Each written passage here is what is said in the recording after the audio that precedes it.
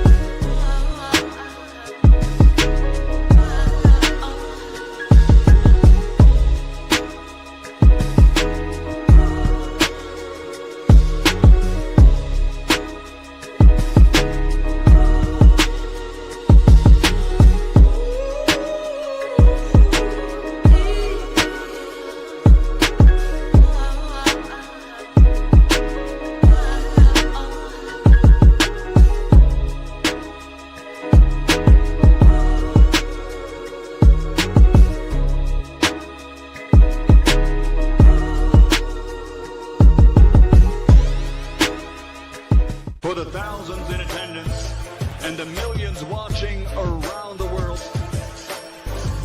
ladies and gentlemen, let's get ready to rumble!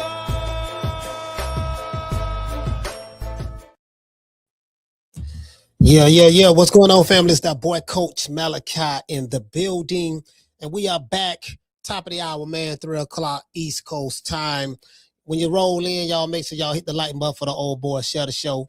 You get what I'm saying? Do that for the old boy. And also become a member of the podcast. You get what I'm saying? We got some things that we're doing in the background right now. Got a lot of little few things going around. You know, I'm gonna iterate a little bit, and you get what I'm saying? It's just that my cup is runneth over. You get what I'm saying? Which is a good thing. I'd rather be, have a lot of shit going on than have nothing going on. You get what I'm saying? So, it is what it is. But yeah, man, shout out to everybody, man. We're gonna let everybody roll in. I've been sitting back on these social media streaks. And like I said, it's a lot of shit out.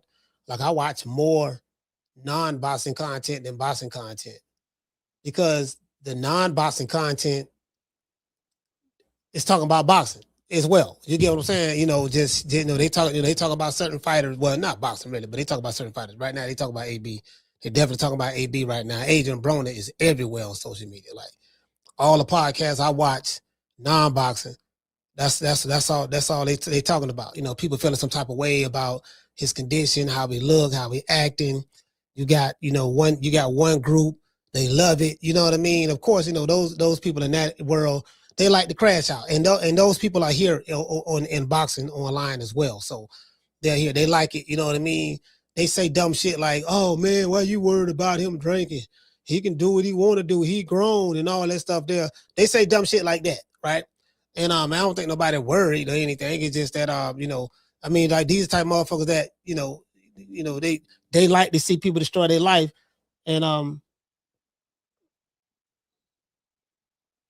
yeah, they like to see people destroy their life, and they get a kick out of it, and they justify it through stop hating, stop worried about what you know what I mean. They say shit. They say little shit like that. Now, me personally, I don't have an emotional attachment in it myself. I don't care if he can drink till his lips fall off and drink till his liver shrivel up. For all I care, if that's what he want to do, so be it. He went out, and he's going out on his own terms, and I am a strong believer in that. I am a strong believer in that. Hold on. Let me make sure y'all can hear me. Okay, yeah, y'all can hear me. Yeah, I'm a strong believer in that. Let a person go out on their own terms. Shout out to the Nick and Nita show. If this how you want to go out that way. It's your right. It's your life. Live it how you want to live it. You get what I'm saying? But don't cry me no motherfucking river. You get what I'm saying? Shout out to G5. Don't cry me a river. You know what I mean? So, it is what it is. Shout out to Akila. I seen a few video clips of Deen The Great telling AB people just want to see him drinking. They don't care nothing about him. Yeah. I'm gonna cover that. I'm covered. That's what I'm covering. You know what I mean? So you pretty much over the bullseye.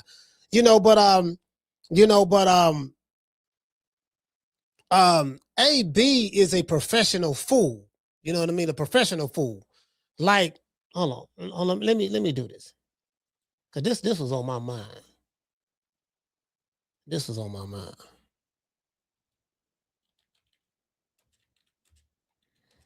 Hold on.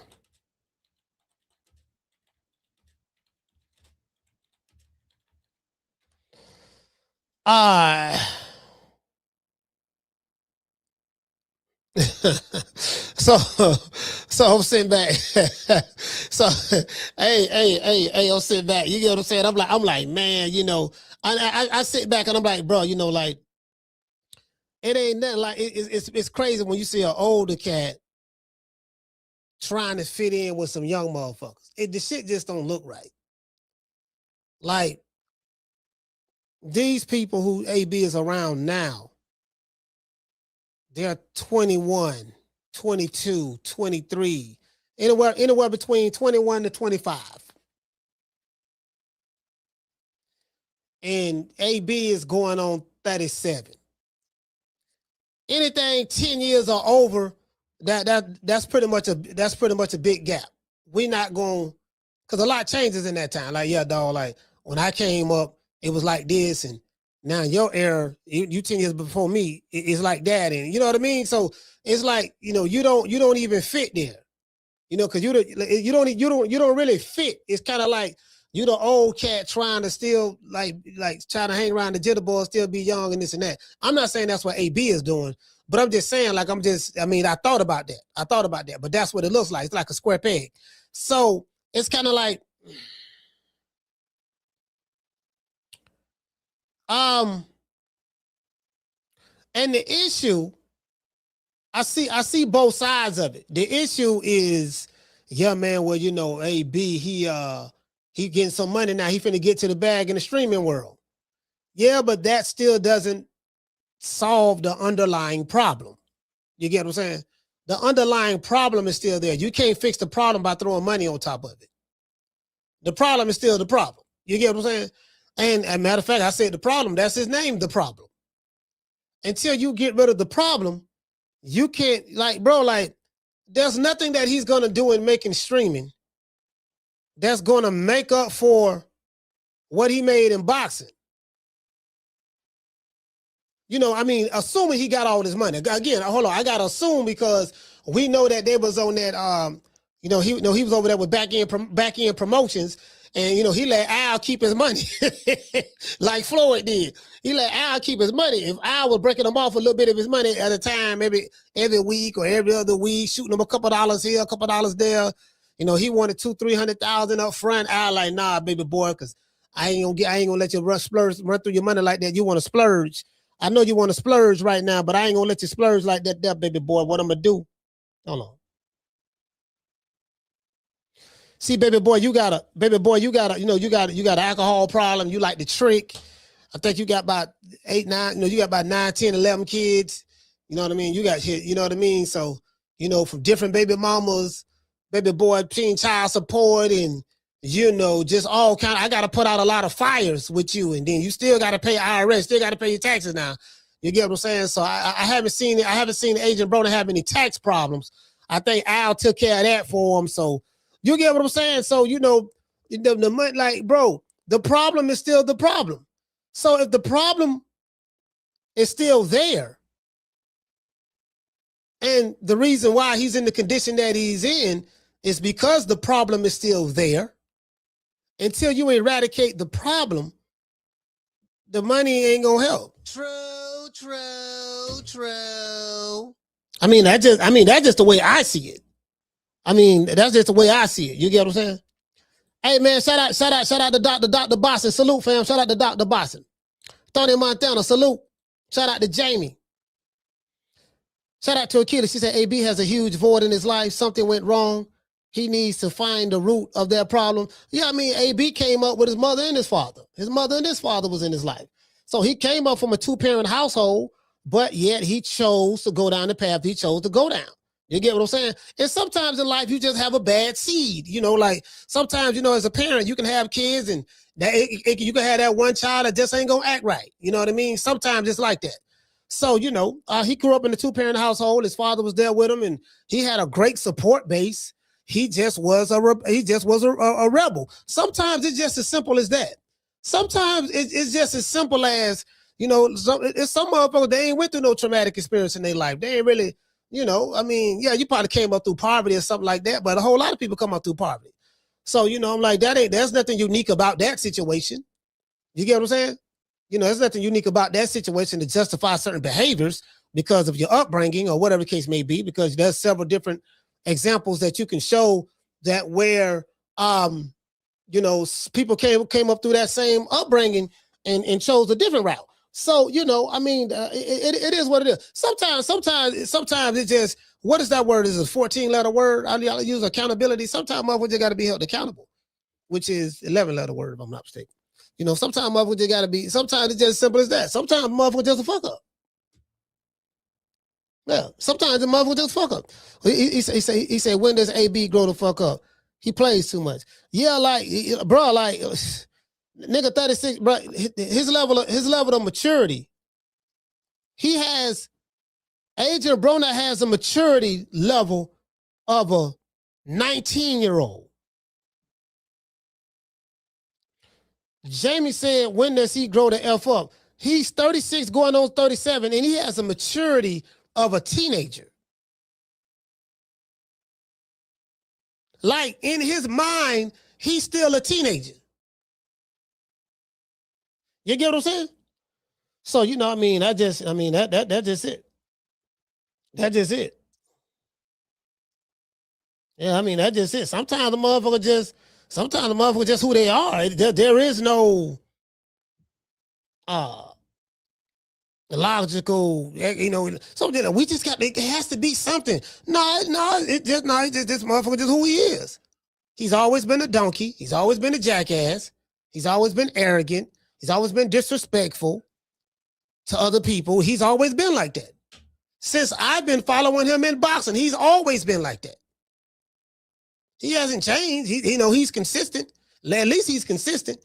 He's always been, you know, and guess what? He has no shame. Normally, right? Normally, when you human beings have shame. Like, you may get caught doing something that you ain't want nobody to see you doing, and you feel shameful of it, or, you know, or such and such. You know what I mean? It's kind of like I guess the opposite of shameful would be shameless. Adrien Broner is a shameless individual. He acts pretty much without embarrassment, without guilt. You know, he's not self-conscious or morally accountable for anything. Do you get what I'm saying? You know, it's like a guy who, you know, they say that old saying, you know, that person, he shamelessly flaunts his wealth. He does it with no shame. He don't understand how silly it make him look, but it's kind of like you screaming for attention. You get what I'm saying? You know, he's very brazen. There's a video out there where he tried to kiss the girl and the girl pulled away from him, and he grabbed her head and pulled his head all the way down and made her kiss him or something like that. I'm like, bro, brazen in front of the camera. I say, bro, that's crazy.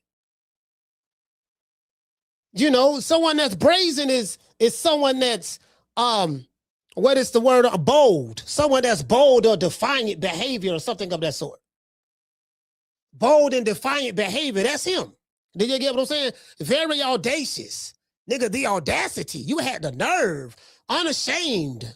You get what I'm saying? You get what I'm saying? Like that's him. Like, some dudes, like you know, he'll do some stuff that a motherfucker be really ashamed and embarrassed. He has no shame or embarrassment. It's like a pig. It's like a hog. Hogs have no shame or nothing like. It's like a hog. He said no one should say, Broner, it's clear he needs to go to rehab. Can't give money to a person like that. Yeah.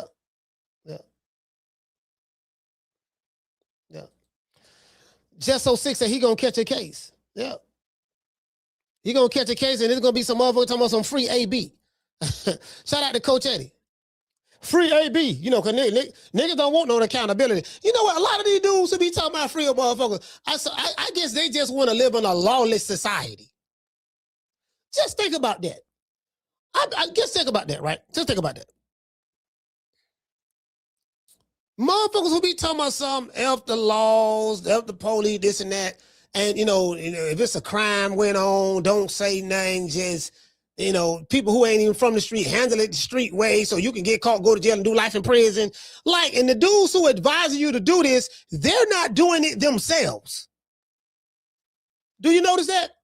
The dudes who be online talking to G-Code, real nigga shit, perfect example. This dumbass nigga named Boosie. I met Boosie. I ain't never been a fan of him. Just being honest with you.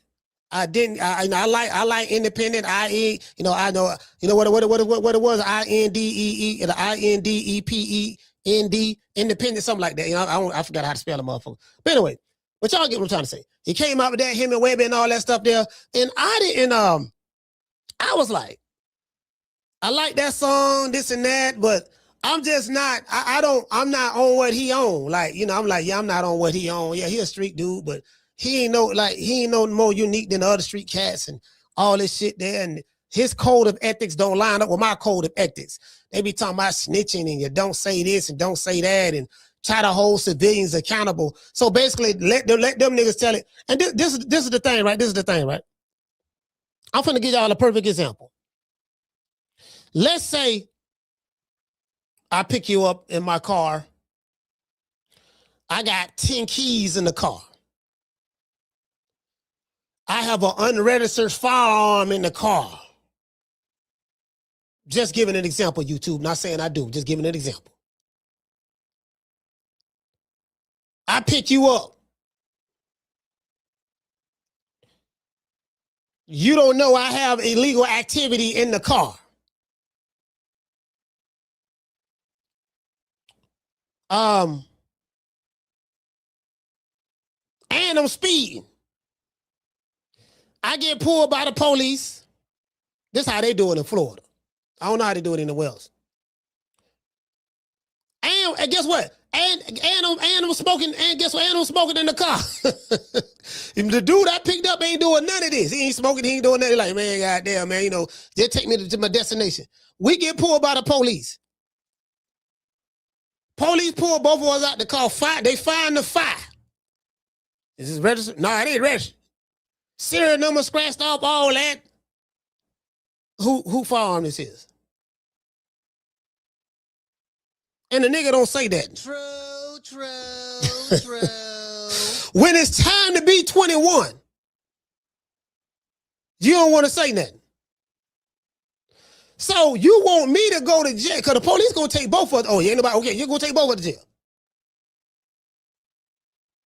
You want me, and then if I say something, no. I'm telling the police, no, my nigga, I'm finna give you a perfect opportunity, dog.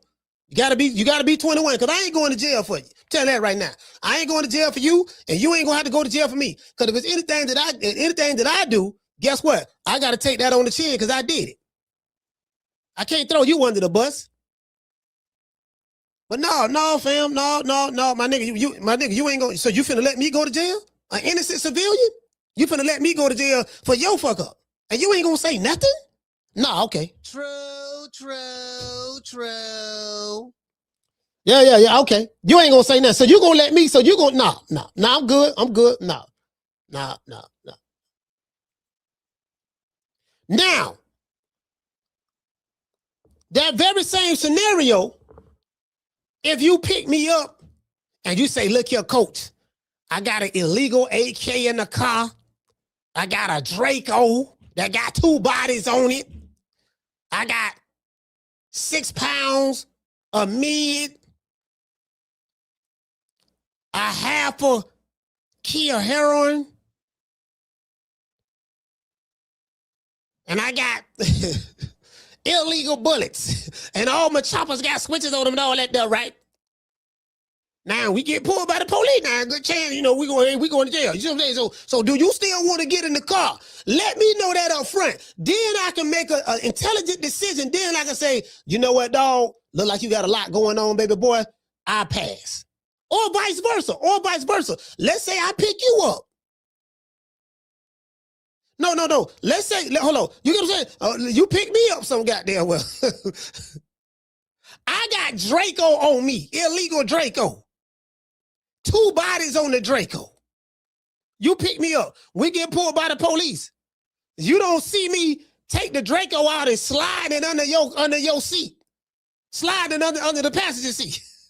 Where I'm sitting at. Police say anything illegal in the car? Oh, no, ain't nothing illegal in the car. I'm saying, shit, everything good over here, man. Shit, what's happening? Yeah, we want to get out the car. Get out the car for what? I'm talking shit. Get out the car for what? Yeah, man, we know we got the guy over there looking suspicious. Hey, what's up? You all right, fam? You over there sweating, looking crazy.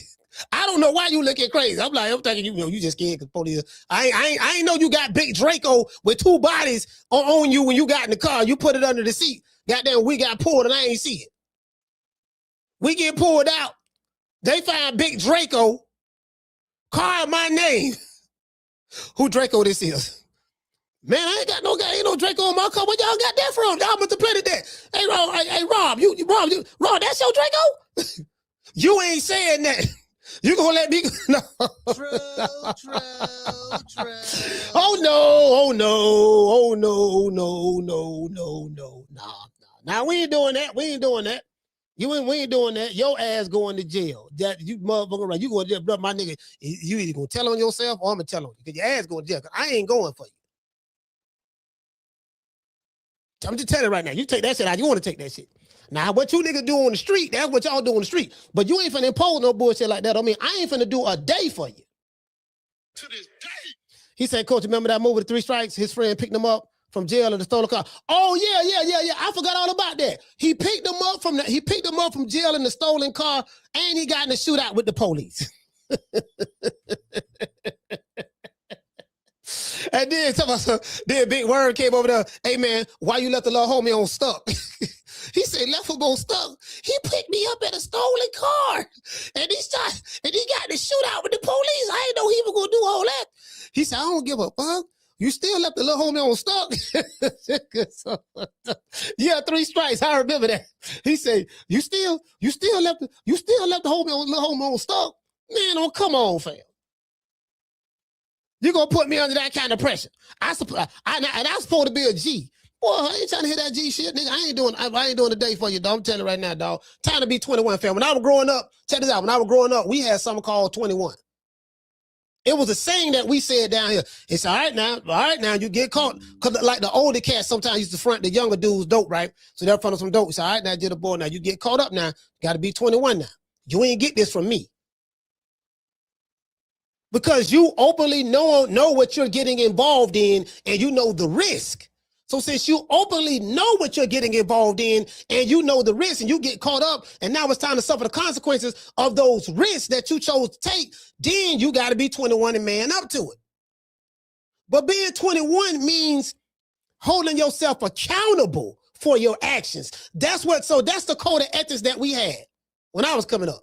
Now, they had some niggas that was snitching. That ain't true. But I'm talking about the ones who held on to it. That was the code of ethics. Look here. Be 21. Man up.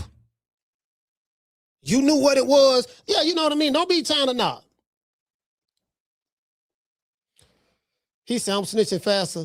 That's not snitching. That's not snitching. Snitching is when you snitching is when you two or more people openly decide to commit a crime together. And then one of y'all get caught up, and when it's time to suffer the consequences of your actions, because you get caught doing the crime, you're going to have to go to jail, do some time, get your case, go to court, fight it, and all that stuff. Then if you get found guilty, get sentenced and sent to state or federal prison. And then you decide that you don't want to suffer the consequences of your actions, and you decide to turn state or tell the authorities on the other guy that was with you that committed the crime that got away. That's snitching. Like y'all don't know what snitching is. I think that's the problem. Y'all don't know what snitching is. You get what I'm saying? So anyway, let's get into the show. Can Deen the Great save Adrien Broner from himself? Deen the Great, pretty much, in a recent video I just saw, the same thing that Keela was talking about. In a recent video, Deen the Great was giving Adrian the Problem Broner, because he's still the problem, some sound advice about drinking too much. AB and Deen were in a club, of all places, streaming. And Broner can be seen drinking a cup of Hennessy. He loved Hennessy, right? Deen leaned over and told AB that he did not need to be drinking. And people don't really care about him like that. He said some do, but they really don't care about him. They really don't care nothing about you like that. They just want to see him drunk for entertainment purposes. That's basically what he said. And they just want to see you crash out and act retarded. And a lot of the Adrien Broner enablers, especially since I've been online, that's what they like about AB. Oh man, let him drink, let him hang out, let him crash out. He having fun. Why you worried about it? This and that, yada, yada, yada. Those guys are speaking from the perspective of they are enjoying the entertainment at his expense. Now, again, I don't feel sorry for him. He chose, he's a grown man. He chose to go down the path he chose to go down. No problem. Live your life. Go out on your own terms. I would not shed one tear. But however, for those who do care, they did their best because he got people out there that really love him and care about him. But he's destroyed all of those bridges, every last one of them, right? AB then proceeds to say C.O.B, which stands for crash out boys. He said, I'm a crash out boy. And I told you guys what crashing out means. Crashing out means that when you're going to throw it all the way, that you're so upset or so mad at someone else that you're willing to throw your life away. Throwing caution to the wind. Without not worrying about who you harm, who you destroy. You don't even care if you destroy yourself, just as long as you get the target that you wanted. Very similar to the Julio Fulio case that's going on right here in Florida, right here in Tampa, Florida. You had a bunch of fools from Jacksonville, Florida, Duval County, who followed a Jacksonville rapper who I've never even heard this nigga music before. He looked like the name that he named himself. He's dead now. And apparently they was beefing with each other. They was in the drill scene right here in Florida, and you know they was shooting videos, standing on their ops' graves, making mockery of the dead and all that stuff there from the other crew, and stuff just got out of hand. And so what they did was Buddy was streaming live and letting everybody know what his location was at. Yeah, my nigga, I'm over here at University of South Florida, dog. Now I'm over here in the USF area, which is the north side area, knowing that you got ops. See, if you just a civilian, you ain't in the street or nothing like that, you ain't really got nothing to worry about. But if you out there making songs, they don't shot you up already. Your crew shooting at their crew, they shooting at you. Like, you know what I mean? Yeah, my nigga, you just felt that comfortable. I'm telling these rappers are some of the dumbest motherfuckers ever. Like, fam, like, security is everything. And this is where I'm at. So some fools threw it all away. They crashed out.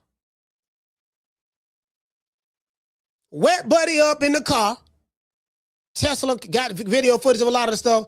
Him and a couple of people wet him up. A chick helped set everything up that was following him all night, that was with him all night. Some of that sort. And now, guess what? Now all of them finna get life in prison. The girl turned state, but she ain't getting out no time soon. Crashed out. Murk the rapper, murked him, he dead and gone. But guess what? They gonna die a slow death in prison. You ain't never getting out. Your whole life gonna be, you're gonna be at a close custody prison, because the feds ain't picked this up. Close custody. So you're gonna go to FSP in Florida. FSP, you're gonna go to close custody prison.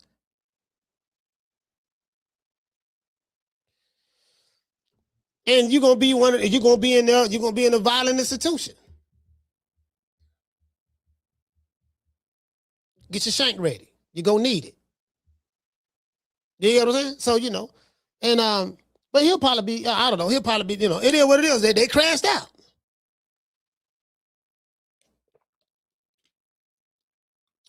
So AB is crashing out. This is what he's doing at 36 years old. Let's see what the people are talking about under the video, right? In the comment section. Everyone has tried to help AB in the past. Whether it was Coach Kevin Cunningham. Shout out to Coach Cunningham. I know that brother. Good man. And whether it was his deceased coach, Mike Stafford. Mike Stafford was a good man too. All the people who was close to him tried to help him. And they, to no avail, they couldn't help him. So can a jitterbug from Tampa, Florida, named Deen the Great, you know, he's a boxer. I mean, he ain't no elite boxer, you know what I mean? But, you know, he doing his thug thizzle. He doing his thing. You know what I mean? He from the city, so he from the city, so you know, you know what I mean? I'm a rep for him anyways on the strength of that. He from the city, and he seen, you know, he ain't out there doing no gang goofy shit. You get what I'm saying? So he got an old drunk nigga that's around him. He trying to show him how to get some paper. You get what I'm saying? And you know, the old drunk nigga, you know, you know what I mean? He is who. Now, and one thing I will say about Adrien Broner, he's always been like this. See, in life, and this is what these fools on social media don't understand. In life, as you get older, you're supposed to get wiser. Wisdom comes from experience and observation. That's where wisdom comes from, right? Some people have to go through the fire of affliction in order to get wisdom. Others get wisdom just by watching other motherfuckers go through the fire of affliction. Yeah, I ain't gonna do that. Yeah, I ain't gonna do that over there. You know what I mean? And then they are aware of, yeah, man, you know what I mean? Well, shit, it don't make no sense me going to jail. If I go to jail, that's dead time. And then in life, the most precious thing you have is time. Because everything, if everything works within the sphere of time, whether you got kids, family, wife, husband, boyfriend, girlfriend, family members, or health. If you got bad health, guess what? You ain't gonna have that much time left. Because your existence on earth is predicated upon the upliftment of your health. And if your health is deteriorating, then once you lose your health, you lose your life. And once you lose your life, it's time's over. So, you know, I mean, that's just the reality of the situation. So now, this is the type of person that, you know, again, like, I don't feel sorry, like, same thing with Floyd Mayweather. I don't feel sorry for Floyd Mayweather. I don't feel sorry for nobody. My nigga, you accomplished or was born with the gift. God gave you a gift that he didn't give nobody else. I'm saying, you know, of course, there's a bunch of boxers and fighters and stuff like that. But I'm saying, not many fighters have accomplished what you was able to accomplish financially based on your skills and your discipline that it took in order to get to that point.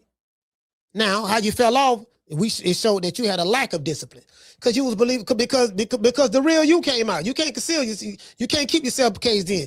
The nigga came out. The problem. I am the problem. That's the problem. You are the problem. Until you eradicate the problem. See what AB got to do, he got to go have spiritual surgery. He have to go to some spiritual doctors. And they have to eradicate the problem from Adrien Broner. He's going to have to go into an emergency surgery spiritually. And an exorcism has to be performed over him in order to get that alcoholic nigga demon up out of him. The nigga demon. He got to get that up out of him. The self-destructive demon. He got to get that up out of him. That's gonna take an exorcism. True. I don't know if the jitterbug gonna be able to help him with that. You get what I'm saying? But I like the fact that at least he trying. You see what I'm saying? So, it is what it is. Like I say, man, the seesaw on Coach Stafford. Coach Stafford tried to help him. Quite a few people, right? Can Deen the Great do the impossible and save Adrien Broner from himself? Let's give everybody a round of applause.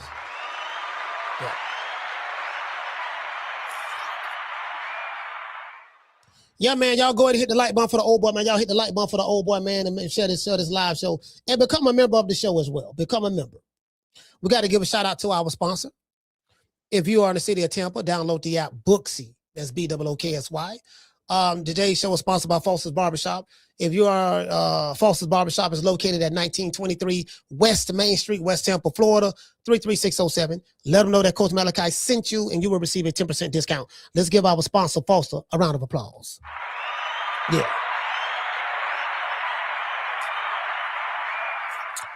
Yeah, you get what I'm saying? So it is what it is, man. And to all, and guess what? And guess what? And to all the real niggas, they got a place for you, baby boy. Sitting in the county jail right now for child support, driving on a suspended license, or a missed court date? Don't even trip. I made one phone call to IT bail bonds, and they had me out the same day. No judgment, no games, just real people who move fast. If you or a loved one is locked up in the city of Tampa, call IT bail bonds at 813-231-2663. IT bail bonds is located at 6201 East Hillsborough Avenue, Tampa, Florida, 33610. IT bail bonds. When freedom is on the line, call IT.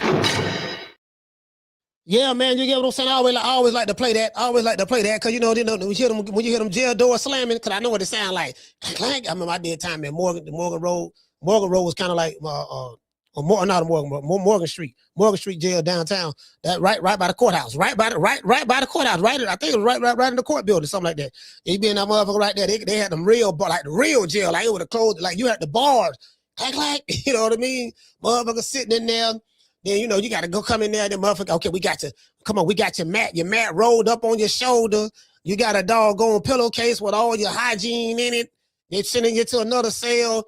Yeah, dog, take your shit with your dog. Got your little sweetie goals. You got some sweetie goals with you.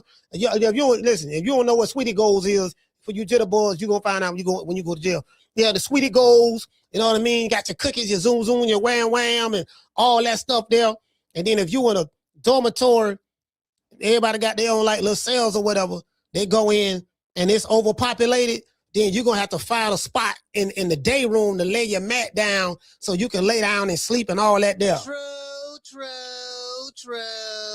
But that's a hell of a way to live there, boy. That real, I'm telling, hey, that real nigga shit ain't worth it. Trust me, I know from experience, it's not worth it. It is not worth it. That real nigga shit ain't worth it, bro. Yeah, you see what I'm saying? So, you know, yeah. It is what it is. Anyway, let me go ahead and let me show y'all this here, man. Let me show y'all this here. Bam. Let's see what's up. Now, they're playing copywritten music, but I do not own the rights to this material. It's for education purposes only. If you drinking that at all, nigga. No, don't drink that. Nah, he got a drink in his hand, but I don't know what he have. Drink some fucking water or something. Yeah, that's why I didn't want to come out. Y'all niggas want to see him drunk. He said, that's why I didn't want to come out. Y'all just want to see him drunk. Of course they just want to see him drunk. AB want to see himself drunk. Don't give a fuck about you, nigga. Now, that's Hennessy and Coke right there. I'm pretty sure that's Hennessy and Coke. You know what I mean? That's the black man's favorite drink, Hennessy right there. I don't care where you go at. Motherfucker from the hood love Hennessy. Most of them do, but some of them don't, bro. They just want to see you crash out and act looking retarded. Fuck, nigga, that's my son. That's C.O.B. big. Crash out boy.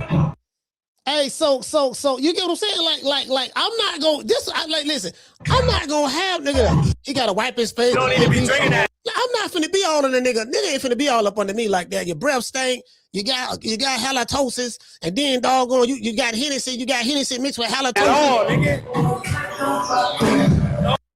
No, don't drink that. See, I'm the dude. You know what I mean? I don't go to clubs, but if you ever see me in the club and you see me with a drink in my hand, it's some cranberry juice.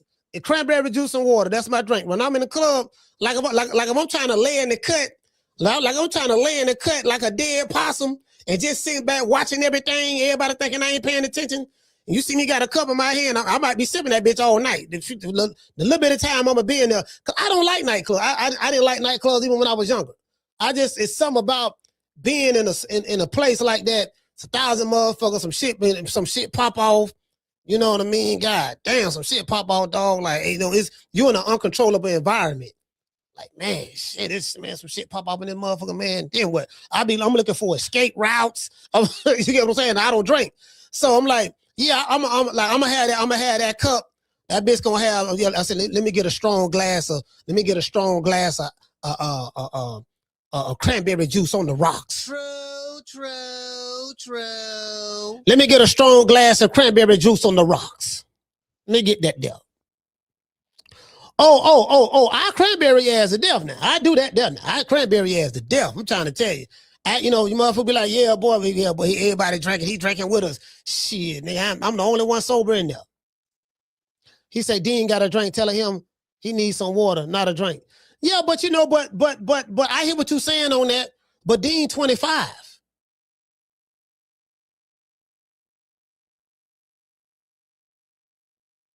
And Dean ain't the one acting the donkey. And then I don't know what we don't know what he was drinking on. Because he didn't look like he was drunk right there. AB looked drunk, but he didn't look like he was drunk.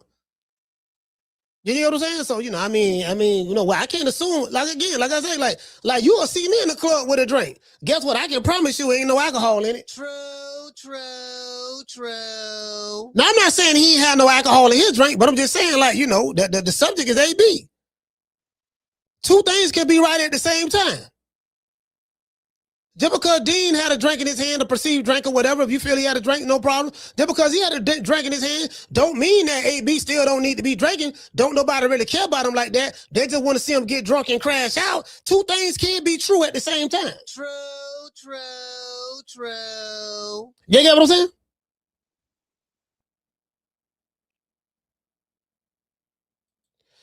He said Dean using them for clicks. AB just messy. I mean, but I do hear that. But on the flip side, he set AB up. He set him up to have his own account where he can make his own money. He set him up. Ain't nobody else do that for him. Do you get what I'm saying? So he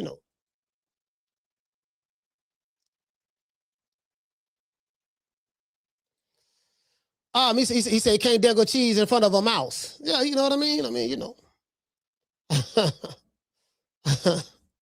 I'm just saying. This motherfucker right here. Yeah, man. See, this is what I'm saying, right? Hold on. Matter of fact, hold on. Let's see this. Drink some fucking water. Yeah, he don't look drunk to me. He don't look drunk to me at all.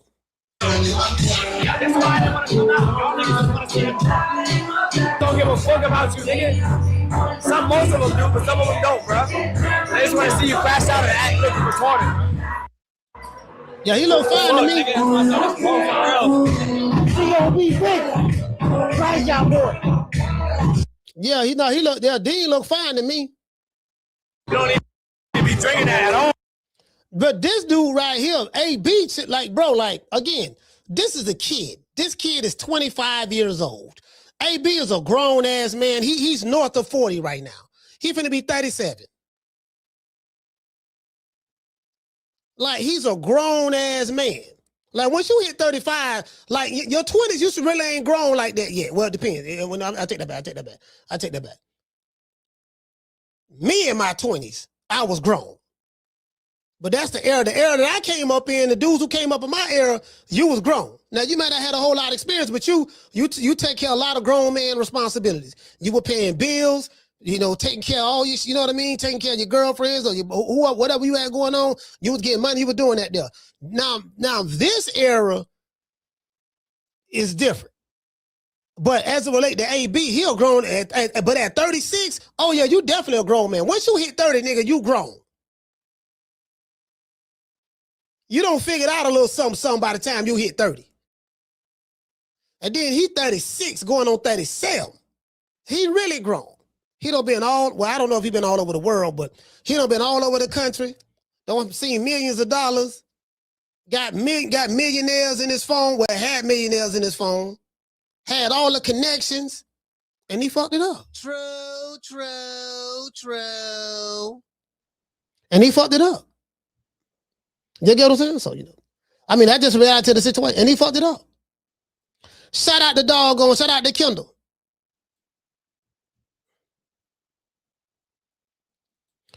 Yeah, man. So, the dude, matter of fact, he doing some crazy shit, bro. Like, wait a minute, let's go over here. This dude, like, they definitely gonna pull a case up on him. And then bro, like, fam, no accountability. No accountability. Blame somebody else. That's the problem. I told y'all. N-words, ninjas hate accountability. They always deflect and point the finger at somebody else. It's something about that word accountability. That's a ninja's kryptonite. I told y'all that. If you want to listen, if you want to weaken a ninja, if you want to repel him, keep him away, hit him with that. What accountability is? What? 14 words. I think it's 14 words. 14 letters. My bad. 14 letters. That 14-letter word accountability. Niggas hate accountability. They always gonna deflect and blame somebody else. Say, oh, look at him, look what he doing. Okay, what the fuck does that have to do with you? Being accountable. Oh man, why you worried about what you see what I'm saying? You know, I'm like, man, God, but I'm like, bro, I call it nigga-splaining. True. I call it nigga-splaining. When you go to nigga-splaining, we got to play the banjo, you knee slapping, ham boning, buck dancing around the doggone answer and all that stuff there. The buck dance around the question. Lord have mercy. Oh, Miss Hillary. Oh, so good to see you, Miss Hillary. I love you, Miss Hillary. Welcome to TV1. Oh, Lord. I dance with Massa. I dance with Massa. I dance with Massa. I dance with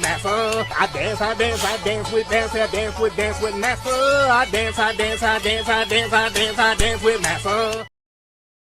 Yeah, man, you get what I'm saying? It's kind of like,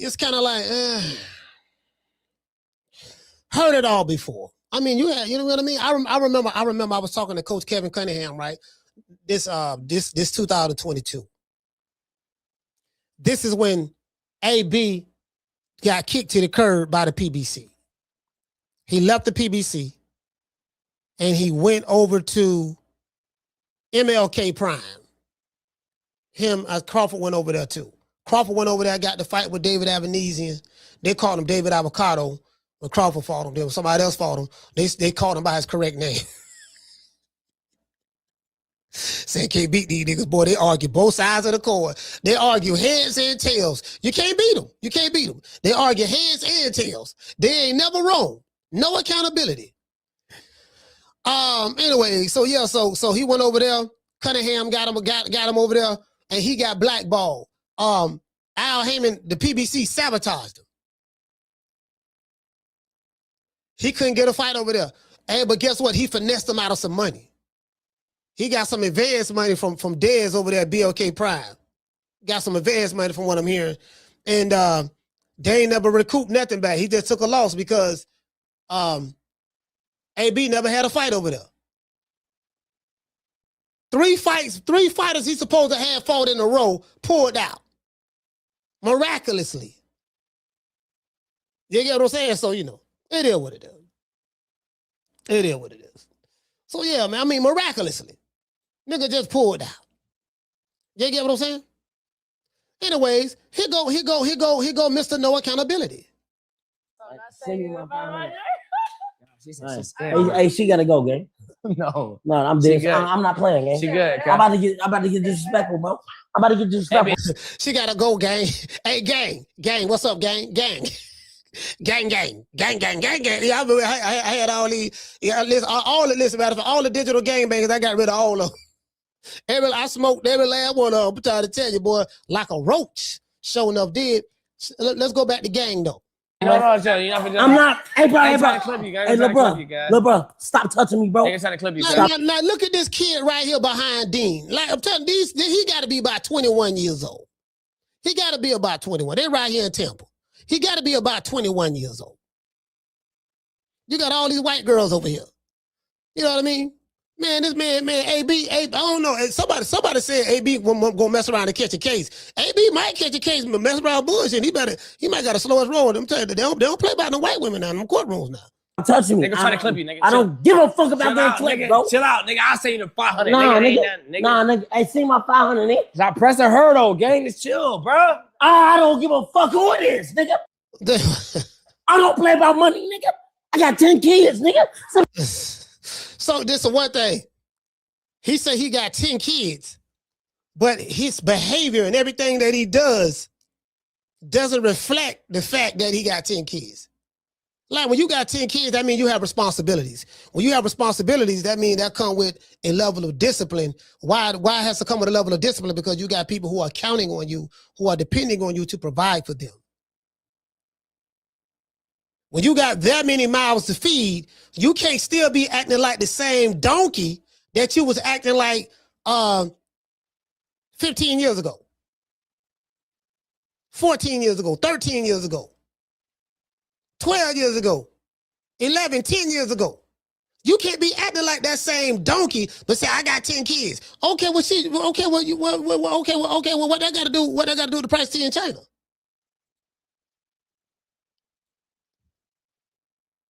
What are you thinking about them 10 kids when you drinking? When you drinking on that Hennessy? When you asking these white girls, can you eat their box and stuff? What you think about them 10 kids then? Oh, listen, where the lack of accountability niggas at? True. Where the lack of accountability niggas at? They don't come over here. They don't come over. They don't come over here because I'm gonna body their ass. I'm successful at bodying though the lack of accountability niggas. I'm very, what is the old lack of accountability or the young? It don't matter. They all listen. I got 100 and 0. I'm 100 with 200 knockouts against lack of accountability niggas. True. I would not lose this. I would not lose this battle. I don't lose. Let's continue. 500, nigga. See my 500. Hey, B, this is not a good look, gang. What's it? He said it's not a good look. Yeah, bro, like you sitting back acting aggressive to a chick by $500? No, not you. You was the one that was flushing. You was the one that was ripping $20 bills and then throwing them in the toilet and flushing them down the toilet. You was the one that was throwing money out the window of a car. You was the one that was throwing change in the air at Walmart. Now you talking about pulling out the Draco on a little white chick over a $500 bet? True. No. Man, them crackers don't play. Man, listen, bro, let me tell you something. They get his ass in that courtroom, they gonna Bama lamb his ass. This Florida, bro, they do not play here. I don't know how they do it in Ohio, New York, all that there, but I'm telling you, here, if you do that shit, now, if you got money and you rich, you can't get around some things. AB probably still got a few resources that people get own favors and stuff. He probably, you know what I mean? So that's anywhere you go. If you got money, you got money, you can buy your way out of things here in this state. In Florida. You can't do that if you got money, fame, and notoriety. You can do that. You will get special treatment more so than the average civilian.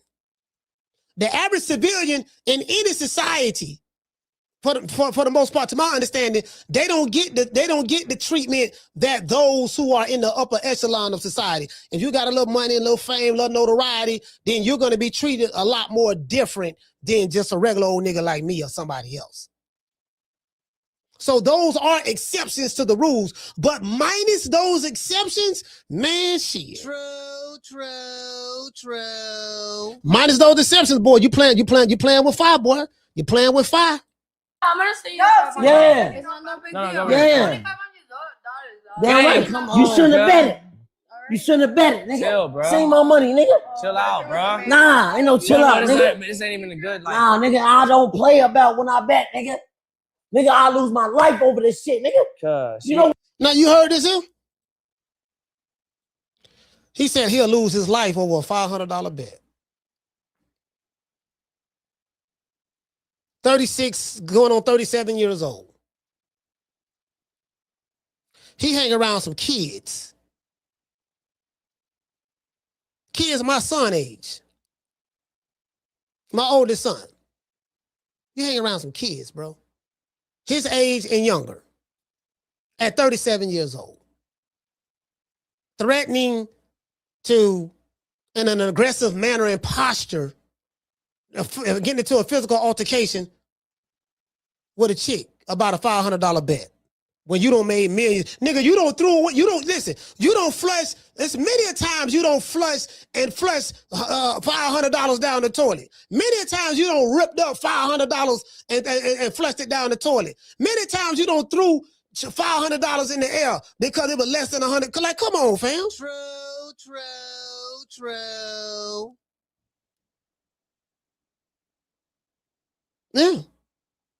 Yeah. Nigga throwing temper tantrums. 37, 36 years old throwing temper tantrums like a child. Has not evolved mentally at all.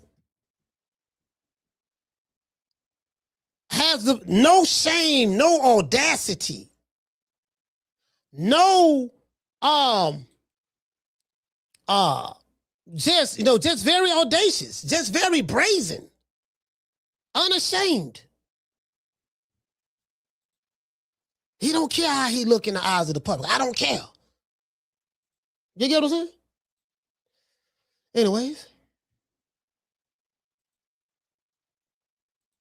What are you on the gambling, nigga? Nigga, man, fuck her.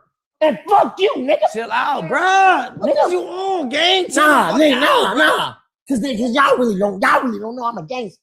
Hey, that's cool. You can be a gangster, nigga, but keep it player. Nigga, it's 500. I'll pay you, nigga. Nigga, well, send me the 500, nigga. So he said he a gangster. Not when the white folks come. True.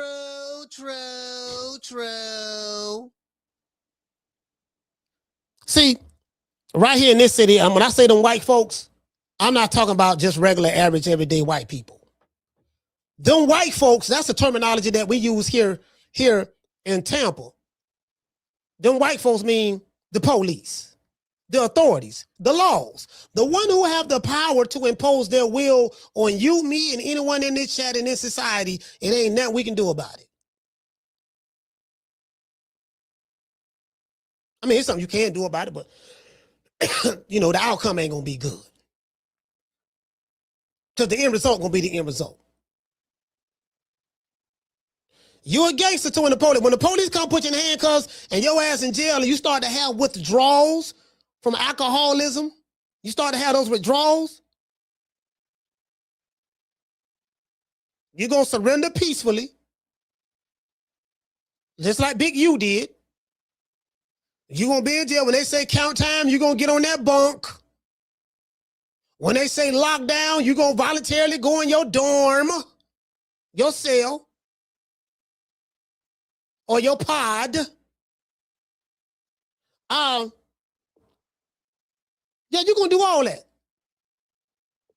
Or you're going to ride it out in the box. But you're a gangster. But you're a gangster to her, though. Okay, I just want to see a nigga. Like, I got a homeboy doing 3 life sentences right now. He stood on business. Nah, it was some dumbass shit he did.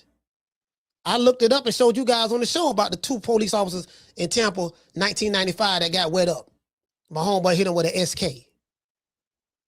Got pulled by the police, jumped out and dumped. It was on cops. Tampa, y'all look it up. He got 3 life sentences right now. Now, in today's society, he was a G. Real nigga. Look at him, boy. That's what I'm talking about. He gangster. The dudes who hyping you up to do the dumb shit, they ain't gonna do it. Because you know why? They don't want to go to jail and do all that time. True. Niggas always hyping you up, promoting the dumb shit. The ignorant shit. Oh, I remember when I was studying with the Sunnis, right? I had Ramadan and all that. I was studying with the Sunnis and all that shit there. And I was reading the Hadiths, right? I was looking in the Hadiths. The Hadiths is the saying of the Prophet Muhammad. And there's a saying that I think it was in the book of I think it was in the Hadiths, or it might be because I got a lot of my books over there. Or it could have been in the book I read called Sufism. And they quoted the saying of the Prophet Muhammad.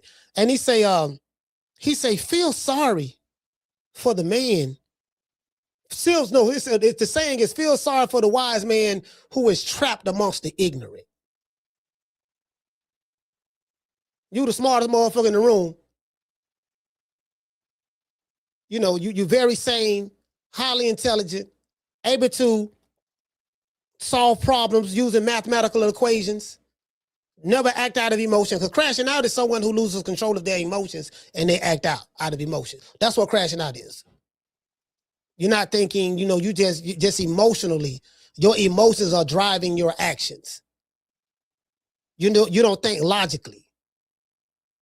And there's many different ways to crash out. You know what I mean? So, so when the mother goes to me, I got 10 kids. Okay, well, you think about them kids when you sipping on that bottle of Hennessy? Or you think about your kids when you know what I mean? Because what you gonna do? Okay, what if she said, I ain't paying you now? What you gonna do? You gonna hit this white girl, man? On camera? In Hillsborough County? How you think that shit gonna work out? Again, he has a level of celebrity and fame, so maybe he can get out of it. I don't know. But I'm saying though. I'm just saying. Anyways, I digress. Let's go back. Send me the fire then, nigga. Where's you scaring them? Man, I don't give a fuck, nigga. I want my fire, nigga. Yeah, come on. They're embarrassing. Come on, okay. Yeah. Yeah, nigga. Yeah, nigga. Don't bet me and I pay it. Man, I don't play, nigga. Oh, what y'all get, a knife? I got a gun. Nobody. A butter knife? Come on now. Bro, AB chill. Oh, turn the camera. Yeah, so it is what it is. It is what it is. Okay, all right. Let's continue. One thing about me, boy, I do not PLAR. Okay. And this right here, like, fam, as I told you guys before, I ain't got no home. Again, I take my hat out to the jitterbug. He gonna make money. It's capitalism. But I take my hat out to the young brother. He from the city. He could be doing anything other than what he's doing. He's not committing any crimes or nothing like that. He's trying to save a 36-year-old man child. You know what I mean? That's what it appears to me. Because ain't nobody else doing nothing. His followers online ain't helping him. That be in chats and comments in the comments says they ain't helping him. So so it is what it is. Hold on, man. I need a mess. Let me tell you something, fam. Now he from Tampa, but he young. He 25. Now, when I was coming up, when I was his age, I wasn't doing what Dean was doing. I wasn't dancing with my homies.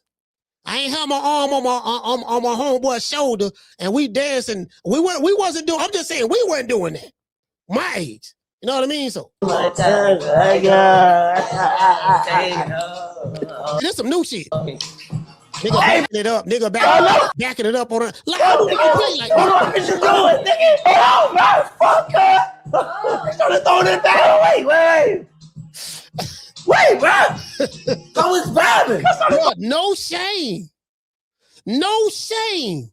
This is a shameful act. No shame. Shameless. Brazen. You know what I mean? Audacious. Unabashed. Do you get what I'm saying? The audacity. Do you get what I'm saying? Like, you don't even play like that. Not no grown ass man. Hold on, bro. But in the streaming, but guess what?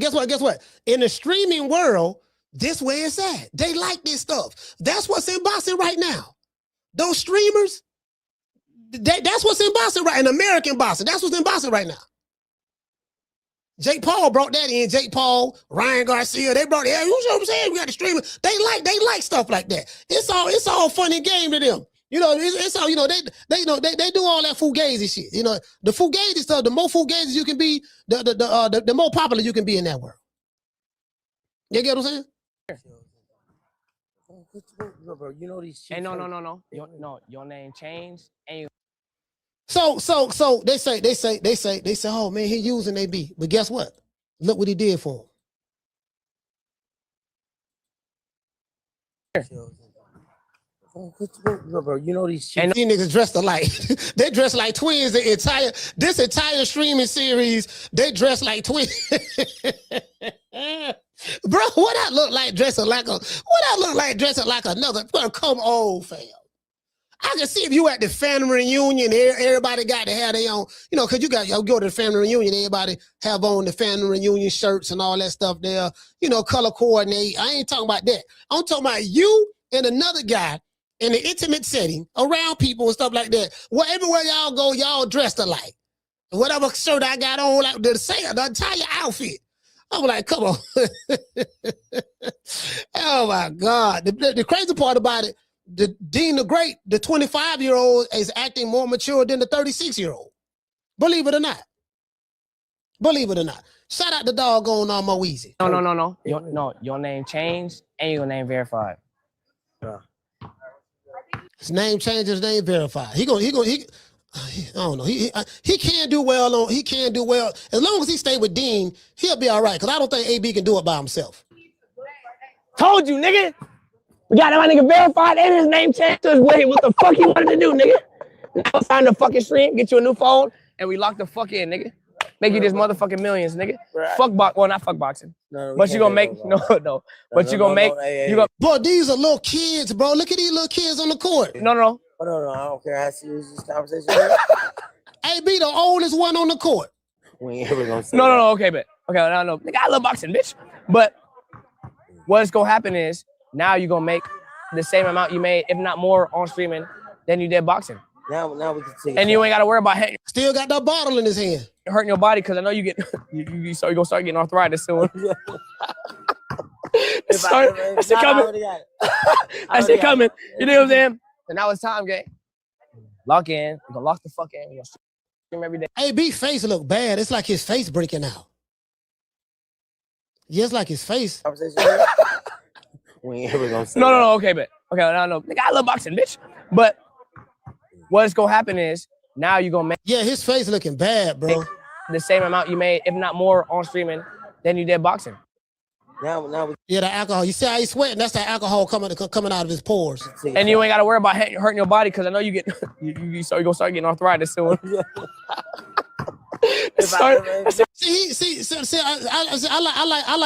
like the fact that he did that. I like the fact that he did that. But again, as I said before, AB is still the problem.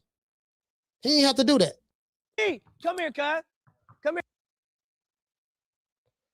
Like these are kids. These are kids, bro. These are kids.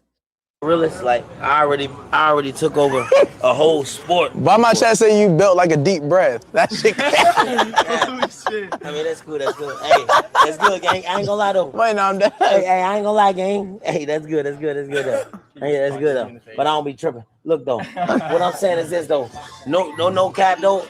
I appreciate niggas like you. Where's the bottle? Niggas like you. No, of course. Yeah. I appreciate niggas like you. Like y'all giving me a whole nother lane of life, man. No, listen, I'm trying to tell you. You know what he said? He said, y'all, I appreciate you. I appreciate niggas like you. Y'all giving me a whole new lane of life. Nobody else in Boston giving them a lane of life. People who comment in the comment section of those videos, they not giving them a lane of life. He had to come to Tampa, and the Tampa nigga did it for him.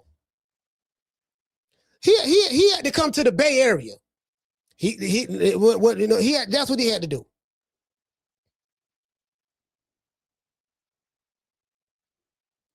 He had to come here.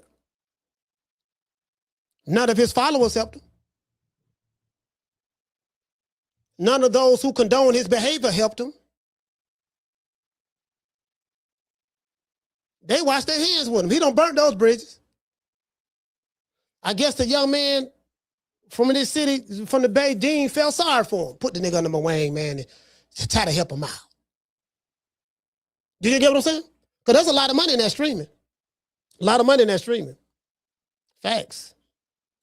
Funny as fuck, like, bro, you destined, like, you are funny, bro. I don't, like, nigga, I came all the way, shit, all different type of shit, like, came all the way out here, like, I'm telling you, funny as fuck, bro. I didn't even think you were funny, like, I'm like, okay, but, bro, you're jokes, bro. Just keep that shit going, bro. But just make sure you get your, make sure you get your own stream going, make sure you get your own shit going. I've been begging this nigga to get me verified. Yeah. So he said, I've been begging him to get me verified. Dean got him verified. And he told him, he said, look, make sure you get your own thing because you want to get your own thing because, you know, I mean, just in case him and Dean, you know, they may fall out. They may fall out or something. They may fall out. You want to have your own stream. They set them up. My nigga, I'm gonna let you be up under me for like a week or two. Show you how this shit work. Then I'm gonna set you up. You seen how it work because you with me. I'm letting you use my platform so people can know who you is. And then now, when you get your own stream, you still gonna be doing stuff with me. But when you get your own stream, now we can go ahead and funnel that over there to you now. You see what I'm saying? Like, come on, fam. It's easy money. It's easy money. But something tell me AB will still fuck it up. Anyways, we can look at a lot of comments, man. I'm gonna drop these phone lines, man. Y'all call the show. Phone lines. You wanna talk some shit? Call me. Start some shit, bitch. Sup, fool? You gonna talk shit about me, homie? Where you from? Hundreds of niggas is waiting for your motherfucking call, and they all talking shit about you right now. Call the coach at 530-494-9636. We waiting on your bitch ass.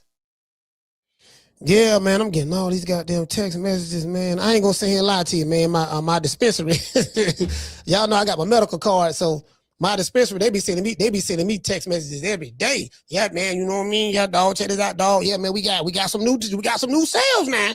We got some new sales. You sure you don't want to stop through? Like, yeah, man, man, you know, shit. I ain't got rid of the shit. I ain't finished the shit. The last shit I got, dog. I can't be doing that right now, man. What did he say? He said Google only sends out one check. Yeah. Shout out to Miss Sheila. What you say, Sheila? She said AB maybe should try and make 30 and 30 meetings after he goes to detox. He said try to make 30 and 30 meetings? Okay. He said, what you say, Mike Too Shady, he said Dean was getting knocked out for views before AB. Y'all just be talking. Who, fam? What, Dean, I ain't gonna say he'll lie to you, Mike. I don't know his, I don't know if you're referring that to me or somebody in the chat, but yeah, I don't know his record. I ain't never heard of him. Like, I know he from Tampa. I know he's from here, the same city I'm from, but you know, that's a big generation gap. Like, I mean, I ain't never heard of him until I saw him fight. I want to say I saw him fight on the KSI card. I'm not sure. I think I was on the zone. I think I might have saw him fight on the KSI card. If you don't know who KSI is, he's an influencer boxer. He is the black version of the black. He's living in the UK. I don't know what part of the UK he's from, but he's the black version of Jake Paul. That's what he is. You see what I'm saying? So, you know, yeah. So I really don't know. And what did it say? Shout out to Fred. He said we gotta pray for AB, man. I'm a firm believer. I'm a firm believer in you got to pray for yourself.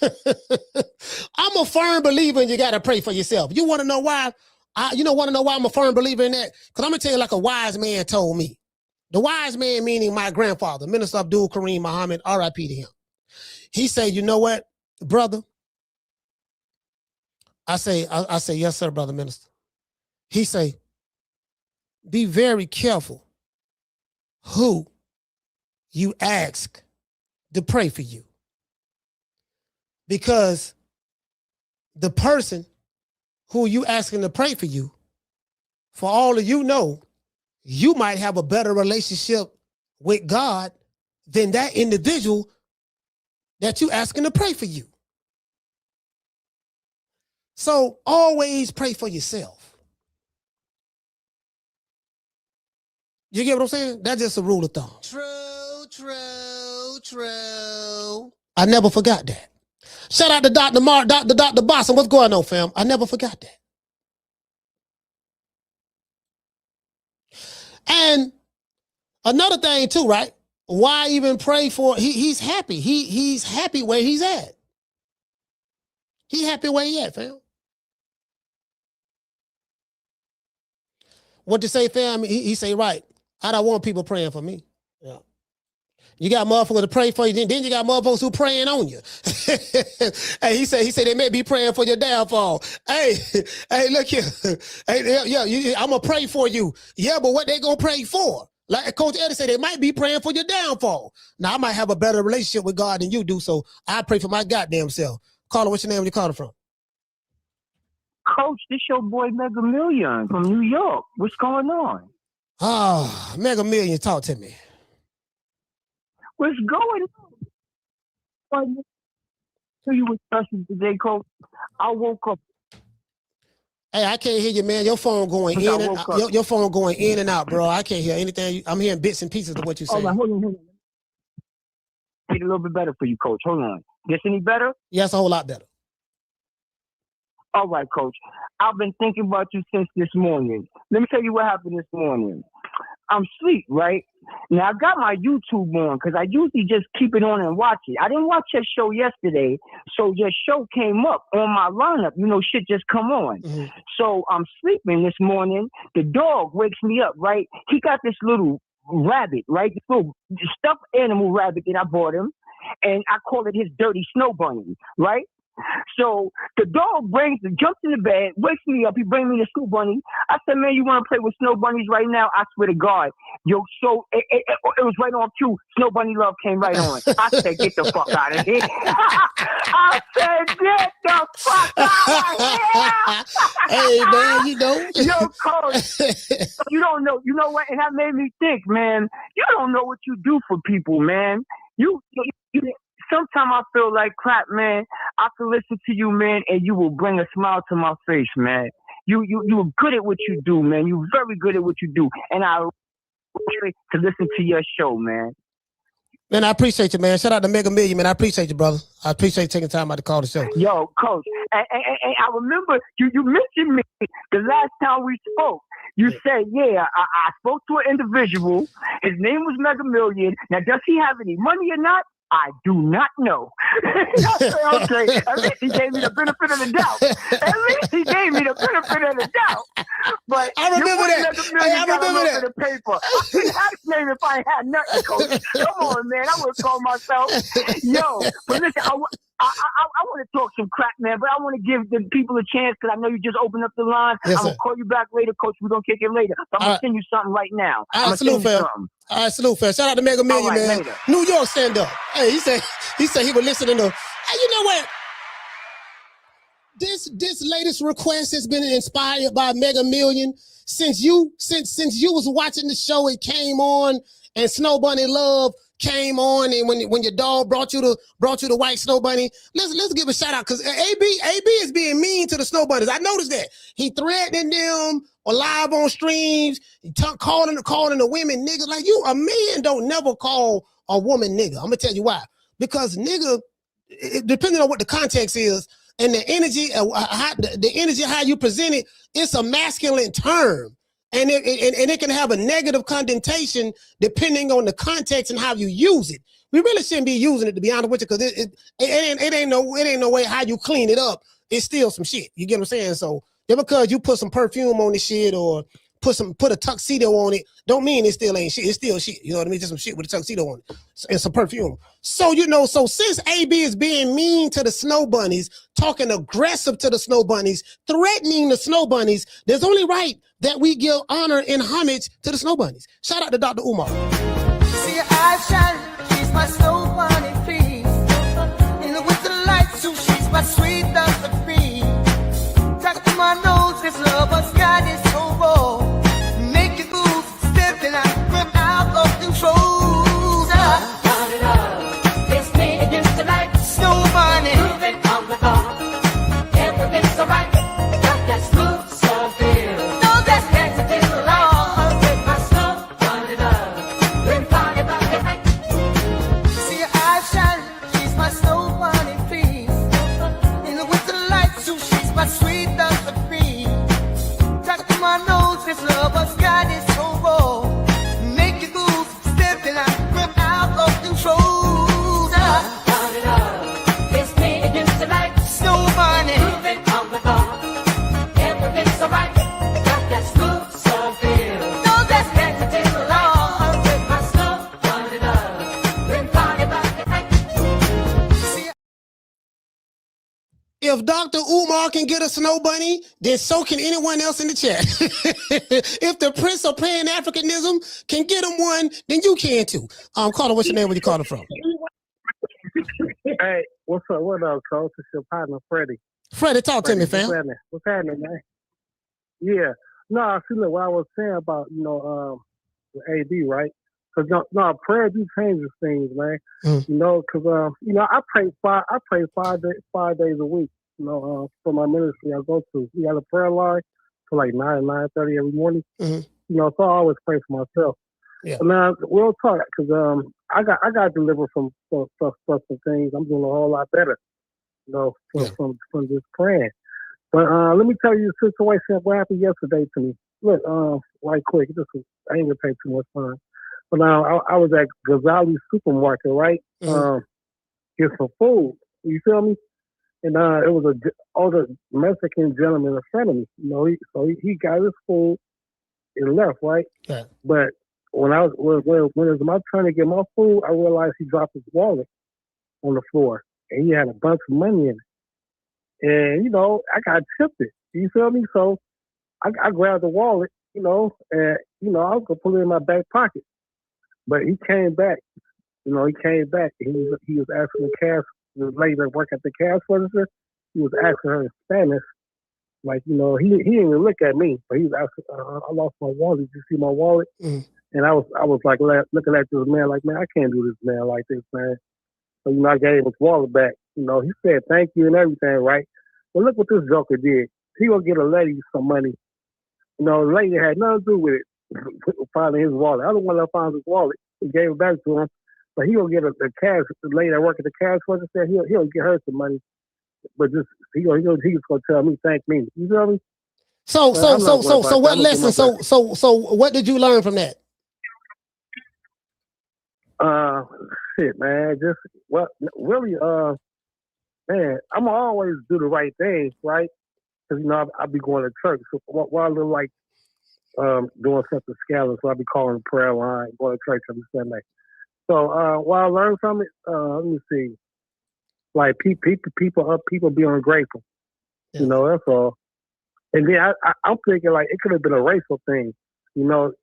Why he wanted to give me no money because the other lady was Mexican too. You feel me? So it might, but he did say thank you. He did say thank you.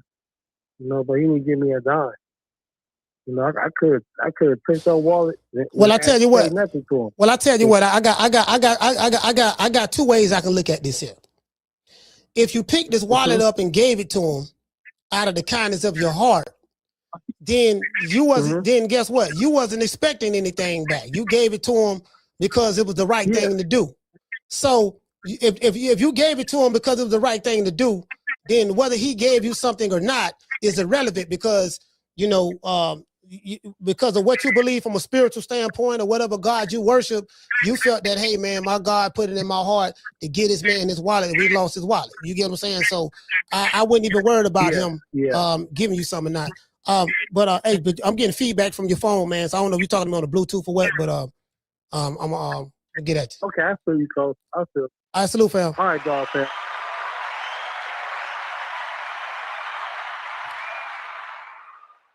But there's another way to look at it. What did you learn from that? God could have knew that you was in a bad situation financially, and somebody dropped their wallet, didn't even know they dropped it, and you saw an opportunity. God could have blessed you just like that. One man's trash is another man's treasure, and you could have kept that money. By you giving it back, he gave the cashier some money, gave the cashier some money, just told you, thank you. You get what I'm saying? Shit, next time, keep the wallet. Caller, what's your name? You calling from? What to do, Coach? This Coach Eddie from ATL. Coach Eddie, talk to me. What's good, brother? Yeah, man, AB, but it's a sad day. I was just reminiscing. I used to love AB, man. I used to reminisce about AB, like watch the guy fight, the press conferences. I mean, the press conference is ignorant. I used to know the ignorant stuff. I ain't gonna lie. The press conference was ignorant. The post fight was ignorant. You know what I mean? Him and Jim Gray going back and forth with each other, man. But it's looking bad. With AB whole situation, it's gonna end two ways, man. And I ain't trying to put this on him, man. But he's gonna be RIP or he gonna be in jail. He gonna be pushing up days because a lot of them guys they get in problems, man. Like you remember Aaron Pryor, right? He's from Cincinnati. Yeah. They had to go get him out the crack house, man. Aaron Pryor was doing some strange stuff for a little bit of change. For that crack. What he got addicted to that crack. Goddamn Alexis Aguayo, he was addicted to crack. Remember what happened to hit the Camacho? Yep. He was over there messing with the drugs. He got caught up. Arturo Gaddy. All them dudes getting caught up. Yep. Yeah. He gonna wind up, in the crack house, catching an SA charge. You know what I mean? Messing with the snow bunnies, and they gonna do it to him. That's how it's gonna happen. Either he gonna get another lawsuit. He had an SA charge out here in Lenox Mall in Atlanta, Georgia. Then he got a $830,000 settlement against him for kissing a girl in Cincinnati. The man done did so much. The man got to fighting in the goddamn bowling alley because of a $12,000 debt that he lost. He didn't want to pay the man. They be always doing some stuff. It's over with for this guy, man. So, I hope never had that happen to AD, man, but I see the dude probably wind up getting locked up, but hopefully probably going to the cemetery pretty soon, man. Well, that's the way it's looking. Well, this is another thing, right? This is another thing too, right? I'm a firm believer in, you reap what you sow. What you put out is what you get back. If you put good deeds out there and you have good intentions behind it, it'll come back to you. But I'm not, again, like, Adrien Broner is a grown man. Like, it's been the same story with him since I've been following him. I've been following AB since 2011, 2012. So about 2011. I've been following him. He was over there with Golden Boy. Yeah, I remember him, Aerosmith, all them dudes over there, right? I think Spence didn't come out till 2012, so my bad. But I'm saying AB, because AB turned pro 08, if I'm not mistaken. So, he as he got more money and more fame and notoriety, it just magnified what was already there. He's one of those dudes. I'm a nigga from the hood, and I'm not saying that in a derogatory way, but he called himself that. He identifies with being a nigga. So once a man consciously identifies himself with being something that negative, then that tells you everything you need to know. And then he's doing the same stuff that he did. Like, he disrespected money. He spit in the face of the God who gave him the gift to be able to use his skill set in order to change his life, create generational wealth for him and his family. And he chose to spit in the face of that God and disrespect money to the point to where he has become a repellent of money, and he's his own self-sacrifice. He's his own downfall. So it's hard for me to feel sorry for someone like that. I would say that, he's living his best life, and he's going out on his own terms. If this is what he wants to do, this is how he want to live his life, so be it. Just as long as he don't hurt nobody else. Yeah, I see you, and I'll wrap it up with this. Like I say, Adrian's next stop is going to be to a crack house near you, a cemetery near you, or jailhouse near you. Them are three options right there. That's where he's going to be at. But it is what it is. That's my call, Coach. Salute, fam. Shout out to Coach Eddie. Listen, I told y'all, it's two people. I'm going to tell y'all, bro, I know what I'm talking about. It's two. Hold on, wait. Look, hold on. We got a sponsor. Hold on. All right, shout out to today's show. We got a new sponsor. Hey, man, shout out to Mega Million for dropping that hundo on your boy. Hey, Leroy. Super chat received. Playtime's over, boy. Mega Million in today's show was sponsored by Mega Million. As a matter of fact, he dropped a hundo. We have to hit Mega Million. Hit it with the Huggy Bear. Down from the bar, there's a platform stage. People pimping, sharp as razor blades. Yeah, so this is the thing, right? The thing is this here, right? And like Coach Eddie said, we love AB, he do all the foolish stuff. That boy a fool. And I ain't gonna lie, that's what I liked about him. He come into the ring, act there like Donkey Kong, acting, you get what I'm saying? Like, yeah, dog, trying to tell you, dog, nigga, this AB, boy, nigga, AB a fool, dog. AB a fool. We laughing the kid, and, you get what I'm saying? The thing is, right, I felt like it was a Ponzi scheme, because what it was, they had us thinking that AB was this guy. And Golden Boy, I take my hat off to Oscar De La Hoya, and I take my hat off to Adrien Broner, especially Adrien Broner, because Adrien Broner is a character. People like characters. And, he got the hood backing him. He definitely represent the hood. He is hood certified. He say he grew up poor, eating cereal with water. That's true. He came up in the streets. But the thing is there comes a time in a man's life he is supposed to evolve. Life is all about evolution. Dinosaurs used to be here centuries ago, right? Guess what? They say millions of years ago, the dinosaurs ain't here no more. Do you want to know why? Because the earth, the planet has evolved. They say they had an ice age that hit the planet back then. They say there wasn't meteor. That's what they say. When I say they, I'm talking about the white folks, the scientists and stuff like that. You know what they put out there, what they put out there in the education system, in the school book stuff when I was coming up. They say a meteorite hit the earth, and a cold front came, ice age, and all the dinosaurs froze and died off. That's what they say. But the earth evolved. It don't stay the same. Everything in life evolves, and everything inside of life evolves with it, because we are a part of life and life is a part of us. This planet gave birth to us. So when you are a tree that's not growing, that's not evolving, you're not gonna be successful. You had a tree full of oranges. You had an orange tree, nice oranges on there, grapefruit tree, pecan tree, apple tree, you know what I mean? All of that. You got all these different plum tree, all these different trees, right? This tree producing toxicity, Hennessy, the drunk tree, the drunk tree. You get what I'm saying? The man, listen, the man is a grown man. The jitterbug, the young man trying to help him. I take my hat off. I take my hat off to him. He's trying to help. Check this out. See, like, yeah, boy, y'all ain't gonna lie, boy. I ain't gonna say here lie now. You know, I ain't gonna say here. I don't know about this here, fam. But when the Lord,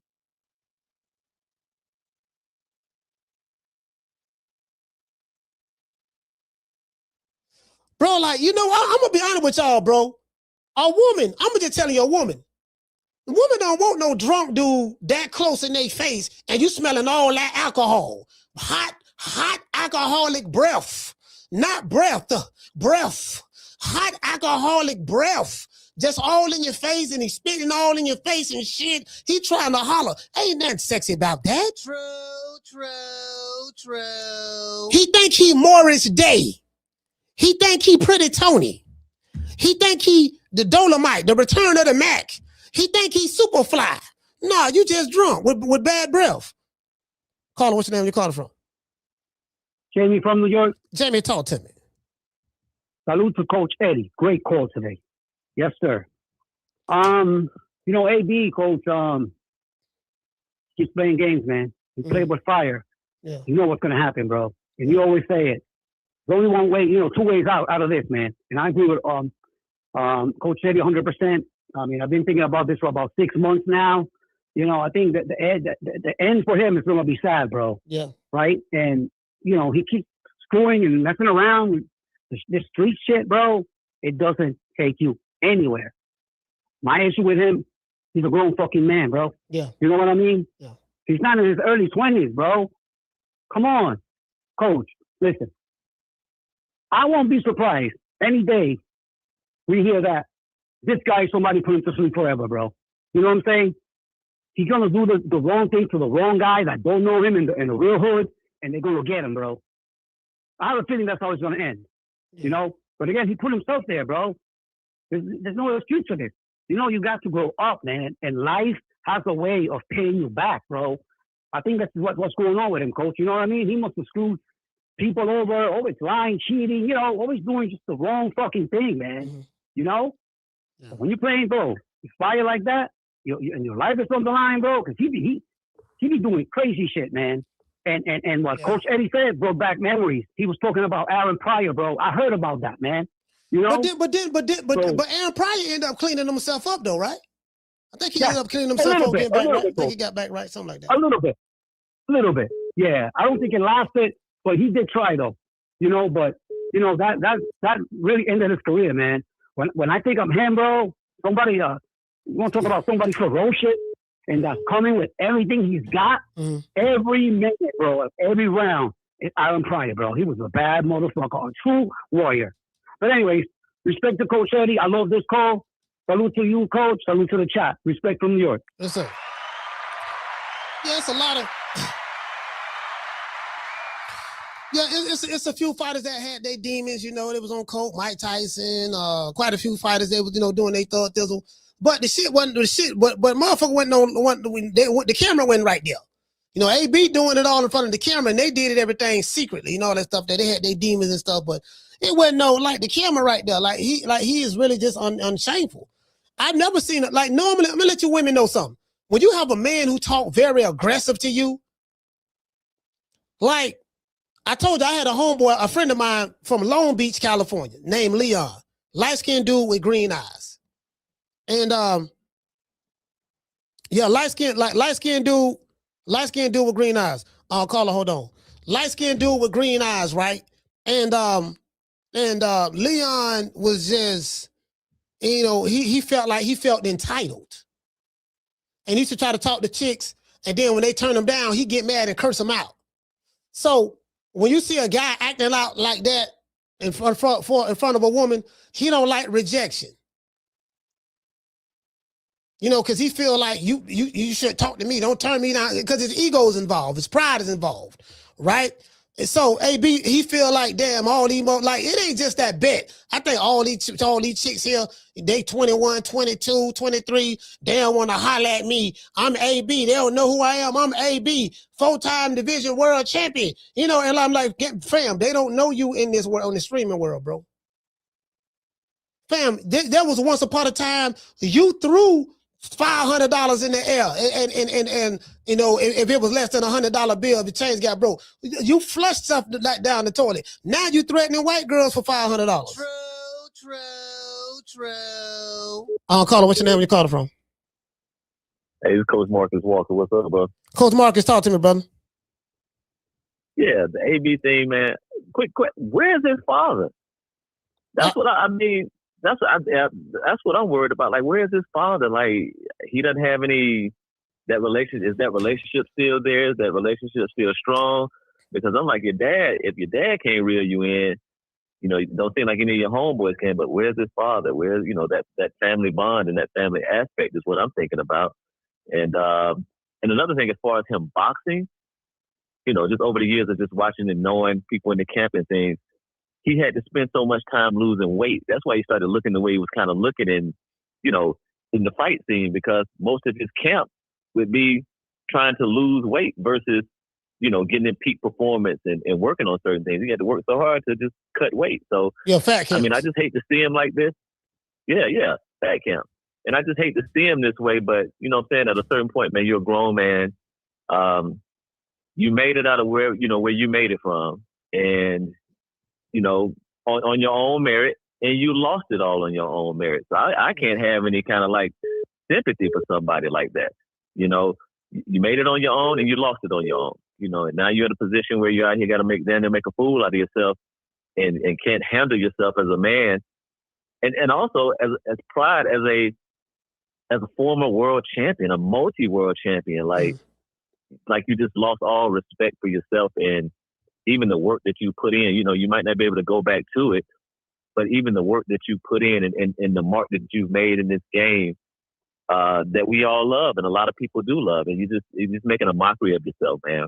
And so I just hate to see him going through it. Yeah. But like I said, he did it to himself, and I think it's going to be that somebody can really reel him in and get him in rehab. He don't need to go to AA meetings. He needs to be checked into a facility where they remove him from phones, the internet, and he can just really detox. Because I mean, it has a hold. It has a grip on him, bro. Who has the power? Who has the power to be able to do something like that? Because I don't think that he shows any ability to be able to see. In order for that to happen, he's going to have to come to a breaking point to where he gets so low to where he's tired of being tired. Now, some people get real low and they don't be tired of being tired. One of my brothers was like that. He couldn't get it right. You know what I mean? And it took him out the game. I got one like that too. It took him out the game. But what I'm saying is he'll have to want that. Now, the only way that I can say that AB can really get right, and this is a blessing, he got to go to jail. A lot of people look at jail as a bad thing. And I'm going to tell you something that my mother used to tell me. She used to tell me this here, right? Because when I was young, I was bad in the motherfucker, stayed in some shit. You know, I was like, stayed in the courtroom, this and that. So my mother told me, she said, you know what? She said, I'm happy when you in jail. Cause I went through this point from 16, I was 16 years old. From the age of 16, when I got adjudicated as an adult, till 22. I was on demon time. But I was in and out of jail at that point. Even a little before that. And my mother told me, she said, you know what? I'll be happy when you be in jail. And she said, you know why? I said, why? Because I was looking at her crazy when she said it. She said, at least I know where you at. At least I know you safe. She said, when I be hearing the ambulance siren noise in the neighborhood and the police noise and I hear gunshots and stuff, she say, I always wonder if that's you that's on the other end of that gunshot. Yeah. Or is that you the ambulance come to pick up? So she used to tell me that. So he need to go to jail. He need to go to jail, sit down. Jail will be great for him. It'll force him to detox and he'll be able to get right. And then when he get out, he should be all right. But he got to go to jail. He got to do some time. That'll help him. Yeah, you got to sit down. Yeah, you got to sit down for a minute. You know, but yeah, man, I just wanted to say that. But yeah, man, like I said, I wish him the best. But like I said, I can't really have sympathy for him like that because he did it to himself. And because we gave him all the praise when you pull yourself up by the bootstraps wherever you came from and got to the top of the game, and we saluted you. And we gave you all the praise in the world that you deserve for your hard work and your dedication to the sport. And if you let it go, that's on you. You just let it go, you know. And so, but I hate to see him going through it. But hey, he like you say, he might have to go to jail or somebody can get him to check into a rehab. He needs to just go away for a moment, either or. But I appreciate you, brother. Thank you for everything you do and do for the sport and just keeping us abreast of certain things, dog. So, yeah, I definitely holler back at you, man. And we here supporting you, dog. Y'all make sure y'all hit that like button. All right, salute, fam. Shout out to Coach, man. Shout out to Coach Marcus, Cam Walker dad, man. Yeah, so, hold on, somebody said in the chat, somebody said, what'd you say, fam? You say that's a sad way to get back. It depends on how you're looking at it. See, jail ain't always a bad thing. You saying it's a sad way to get back. No, you're looking at it from the wrong perspective. Caller, hold on. You're looking at it from the wrong perspective. You're looking at it from, oh man, he gonna lose his freedom. No, him going to jail is what's gonna save his life. You're looking at it from a perspective of he gonna be locked up, this and that. No, man, he need that. Jail ain't always a bad thing. Some of the greatest minds in society came out of jail. Don King, Malcolm X, just a whole bunch of, there's a whole bunch of motherfuckers that I know of that I came up around. You know what I mean? They went to jail, did time, and now they got businesses and stuff like that. But they had to go through that. Everybody's journey is different. Sometimes you got to go through certain things in life in order to get to where you trying to go, or where God intended you to be. You got to go through the fire. Then go in there, sit down. That's gonna clean them up. Caller, what's your name? You calling from? Hey, Coach, this is Sheila. How you doing? Sheila, talk to me. Coach, I believe that going to jail could help. It's different for different people. And I'm just going to be honest. I have a sibling that was addicted to drugs from 16 to 40, in and out of the penitentiary 5 times. That penitentiary didn't help her. But when she turned 40, my mom had washed her hands, and the parole board, somehow they said she got locked up again. They was going to send her back to the penitentiary again. And so they gave my mom an opportunity to go talk to parole board. I didn't know nothing about that. But I went because my mom said she wasn't doing nothing. I went down there and it was just one person because I didn't know if it was going to be a bunch of people, parole board, but it was one person. I explained to them from the age of 16, y'all keep locking her up and she not getting no better. She needs some treatment. She needs at least some treatment. Now, some people go to treatment and it don't help them. But when they sent her to Bryan, Texas, instead of sending her to penitentiary to Bryan, Texas, that was her first taste of treatment, her rehab, this and that, what you go through. But it took that, because that girl used to steal everything from us. But anyway, some people don't get clean going to jail. Now, I went to treatment in 89 and 90, in River Oaks, but that's when I learned. I was in there with lawyers, nurses that was taking their patients' pills, people, policemen, different heroin, different addictions. But they let me know, you don't know what you're doing when you're in the middle of that shit. AP don't know what the hell he's doing. He's fucked up. He's stuck. And he may end up in jail. It may help him. But I know he is going somewhere looking at him. He headed some damn where. But praying for him, we can pray for him, but you got to want it for yourself. So like you said, he got to hit the bottom. We don't know what his bottom is. It may be 6 feet under. I don't know. But he do need some help, and I am going to pray for him. And I'm just looking at him. I see the road. I done seen that shit. I see it. But anyway, that's my call, Coach. Salute, Chad. And I feel bad for him, but hell, like feeling bad for him ain't gonna help him. He gotta feel bad for himself. That's my call, Coach. Shout out to Sheila, H-Town, stand up. I mean, again, like I said before, at this point, Carla, hold on. Don't nobody know. Like, you go to jail. Some people go to jail, they get cleaned up. Some people go to jail, they don't get cleaned up. I know dudes I know guys right now that's still going in and out of jail in 2020 something. And they was going in and out of jail in the late 80s and all throughout the 90s and the early part of the 2000s. And in 2026, they're in their 50s and they still in and out of jail. Some motherfuckers just ain't gonna get right. Again, that has to be that individual's going to have to want that. If he want it, cool. If not, cool. It's going to run its course. Either way, I'm going to talk about it. I'm not going to cry or shed a tear. I'm like, hey, man, he went out on his own terms. If he want to fuck his liver up and poison himself and date his body with poison all the time and he just crash out like that and pass away and get fucked up, okay, that's his choice. So, you know what I mean? Jail probably can say that. Or maybe it won't. I don't know. You get what I'm saying? So, I mean, either way it go, it is what it is. Or and maybe he too far gone. Maybe maybe it's done. Possibility too. Carter, what's your name? Where you call it from? Hey, it's Mega Monkey. I told you it was coming right back. Hey, your phone. I don't know if you got my Bluetooth, Mega Million, but I can't. It's breaking up. All right. Is this better, Coach? Whole lot better. All right, Coach.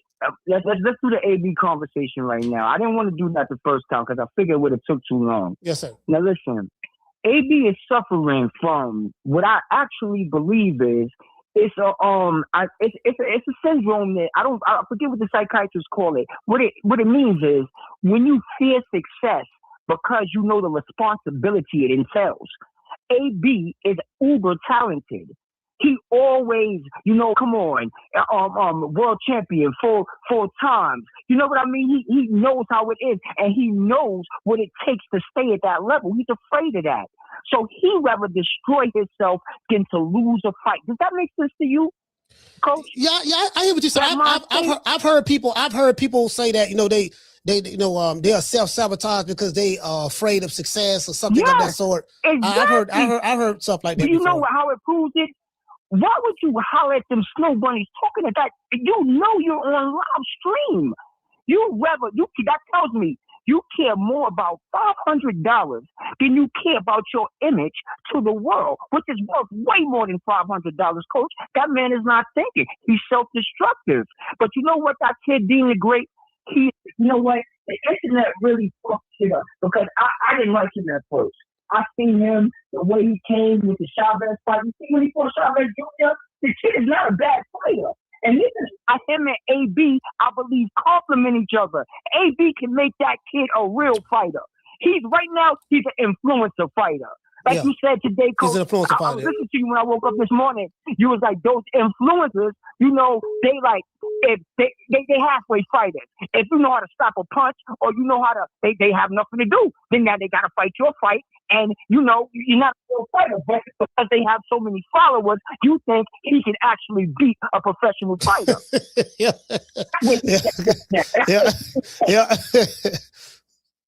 That's where he's at, though, Coach. That's where he's at. AB, that nigga. Yo, AB makes sense. We know he is. AB is a build tank. AB is, yo, they both compliment each other, Coach. If he played it right, that kid would be the best thing. He already made 62. Right here, I seen they stream on the day. Your phone breaking up. Phone breaking up. Stand up little nigga. That little nigga's a stand up nigga, and he can better fighter. He can do that for him. But I think like that. If he think with his dick, and he's still, yo, Coach, he's self-destructive. And until, you know what, he might not need jail though, Coach. If he get a good therapist, if somebody could AB into getting psychological help, he can get Coach. He really could. I don't know, man. I mean, at this point, you know, it ain't looking good for him, and you know, he's always displayed that self-destructive behavior, and it is what it is. I mean, I think what's alarming is the fact that he's going on 37 years old, and he's hanging around kids. These kids, when I say kids, they kids to me. They 21, 22, 23, 20. Like, bro, it's a whole generation gap. These people don't know who you are. Their world is the streaming world. They know who Deen The Great is. They know who Ryan Garcia. They know he on his ass. He's chasing the bag. And this little nigga say he can bring him the bag, so that's what he's following right now. Yeah. He gonna follow whoever can bring him the bag. Coach, if you told him right now you had some bread for an interview, AB will be on the show right now. Yeah. He done saved his for $1,000. Come on, man. He bottom line right now. He's flatlining. He's trying to come back up. This kid can do that for him, but his mind state is gonna destroy him, bro.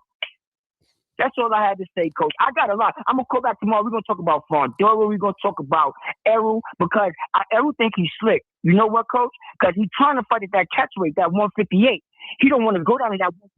See that Jolly Green Johnny. That's what it is. He's gonna try to fight at 160 because ain't nobody up there. You know what I'm saying?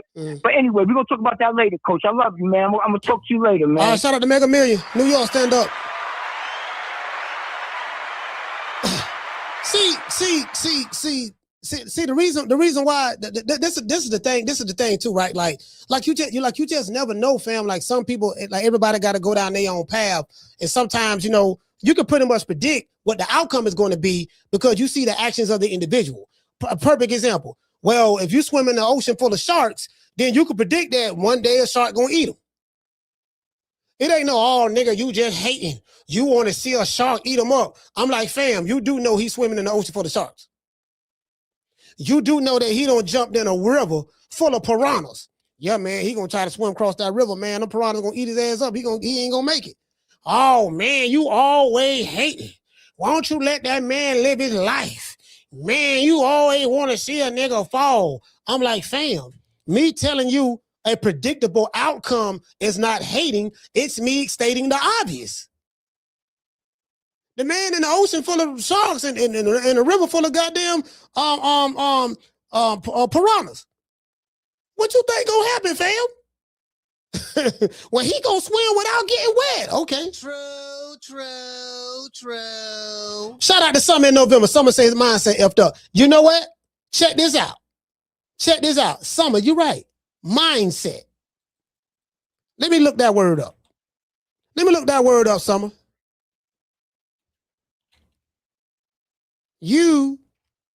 Let me look that word up. Don't everybody believe in Google?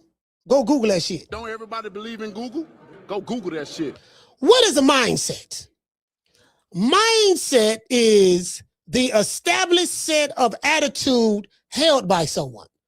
It's an attitude. It's a mentality. Let's look it up right here. Webster's Dictionary. Let's go to Webster's Dictionary. I got Webster right here. Is that Webster? Nah, this ain't Webster. Yeah, this is Webster. Let me blow it up a little bit. I got all these windows open, so I know my screen kind of like,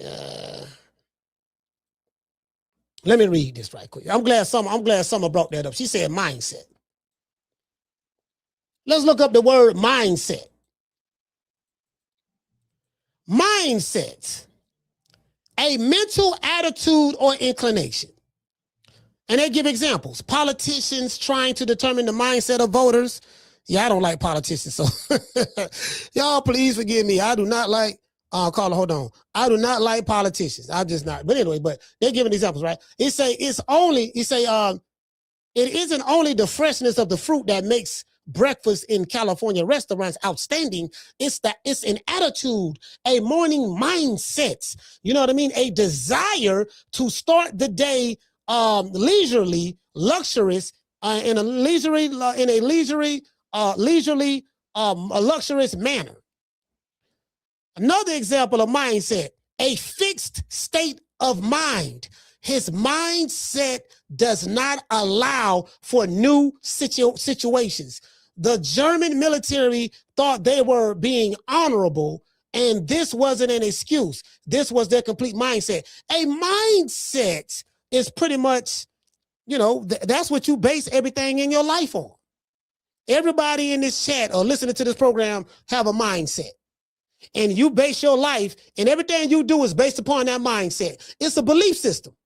It's what you believe, what you hold strong value to you, and everything you do, every action that you take is based on that mindset. If you have a lazy mindset, everything that you do is going to be that of a lazy person. You're going to put the least amount of effort. You're not going to be that successful, and you're always going to be complaining. If you have a strong mindset or a successful mindset, then you look at things totally different. You may say, you know what, shit ain't going right. Shit ain't where I wanted to be at right now. But I understand that it's going to take time enough for me to get to where I need to go at. And I have to be willing. I have to have the mindset to block out all distractions. My mindset is nothing else matters but what I'm trying to accomplish. Anything outside of that is a distraction. I'm going to block all that stuff out. Just give me some examples. Carla, what's your name? Where you calling from? Oh, Coach, it's the big D Coach, and boy, look at here. Happy New Year to everybody. Oh, man, look at here. And Coach, boy, I was in the N8. I was AD. I was his mentor, Coach, and boy, his nickname, Whiskey North. That Negro drank heavy. He drank mouthwash and get drunk. That man, they call him Steelhouse Adrian, because, boy, you could smell the liquor and the alcohol through his pores. He's sweating brew Cisco and that good Patron. I never, the thing with old 82 Coach, you can hear he done lost his voice. He done got drunk so good and so much. That Negro get drunk up during breakfast time. He's the type of Negro that go to happy hour drunk. Man, and the sad thing about it, he'll drink all the hors d'oeuvres and all the little snacks and samples. That Negro drinking up any damn thing that say alcohol. You better not have no breath mint, no mouthwash, no green alcohol, no rubbing alcohol, nothing around this drunk Negro. And one thing I love about it, with his little twist thing, brother, let him get his money. Because, boy, right now, he sound like Kane from the WWE with his voice. He done lost his voice. He gained it back. And then he just trying to find himself. Wasn't AD making porn? I say, boy, look at here. When you know it's bad when you mess up with Don King and you can't get no deal after that. Boy, so man, I'm telling you, because maybe David Banner be there, hit him in the head with one of them elbows. God dang it, because boy, look at him. This Negro right here, man, his nickname should be Cisco. The way that this Negro drank. And one thing I love about him, even when he was trying to get him an Uber ride, he always bring up his ugly ass past. God dang it, I was the boxer. I was supposed to be the next Floyd Mayweather. Brother, you sure was the next Floyd Mayweather, because it didn't last past the weather. You only got a couple good fights, and god dang it, now you here. You an innate meeting boxer. We need to go ahead and let you box at the Red Going Flea Market. Why don't you fight at one of these street beefs and get you a little change?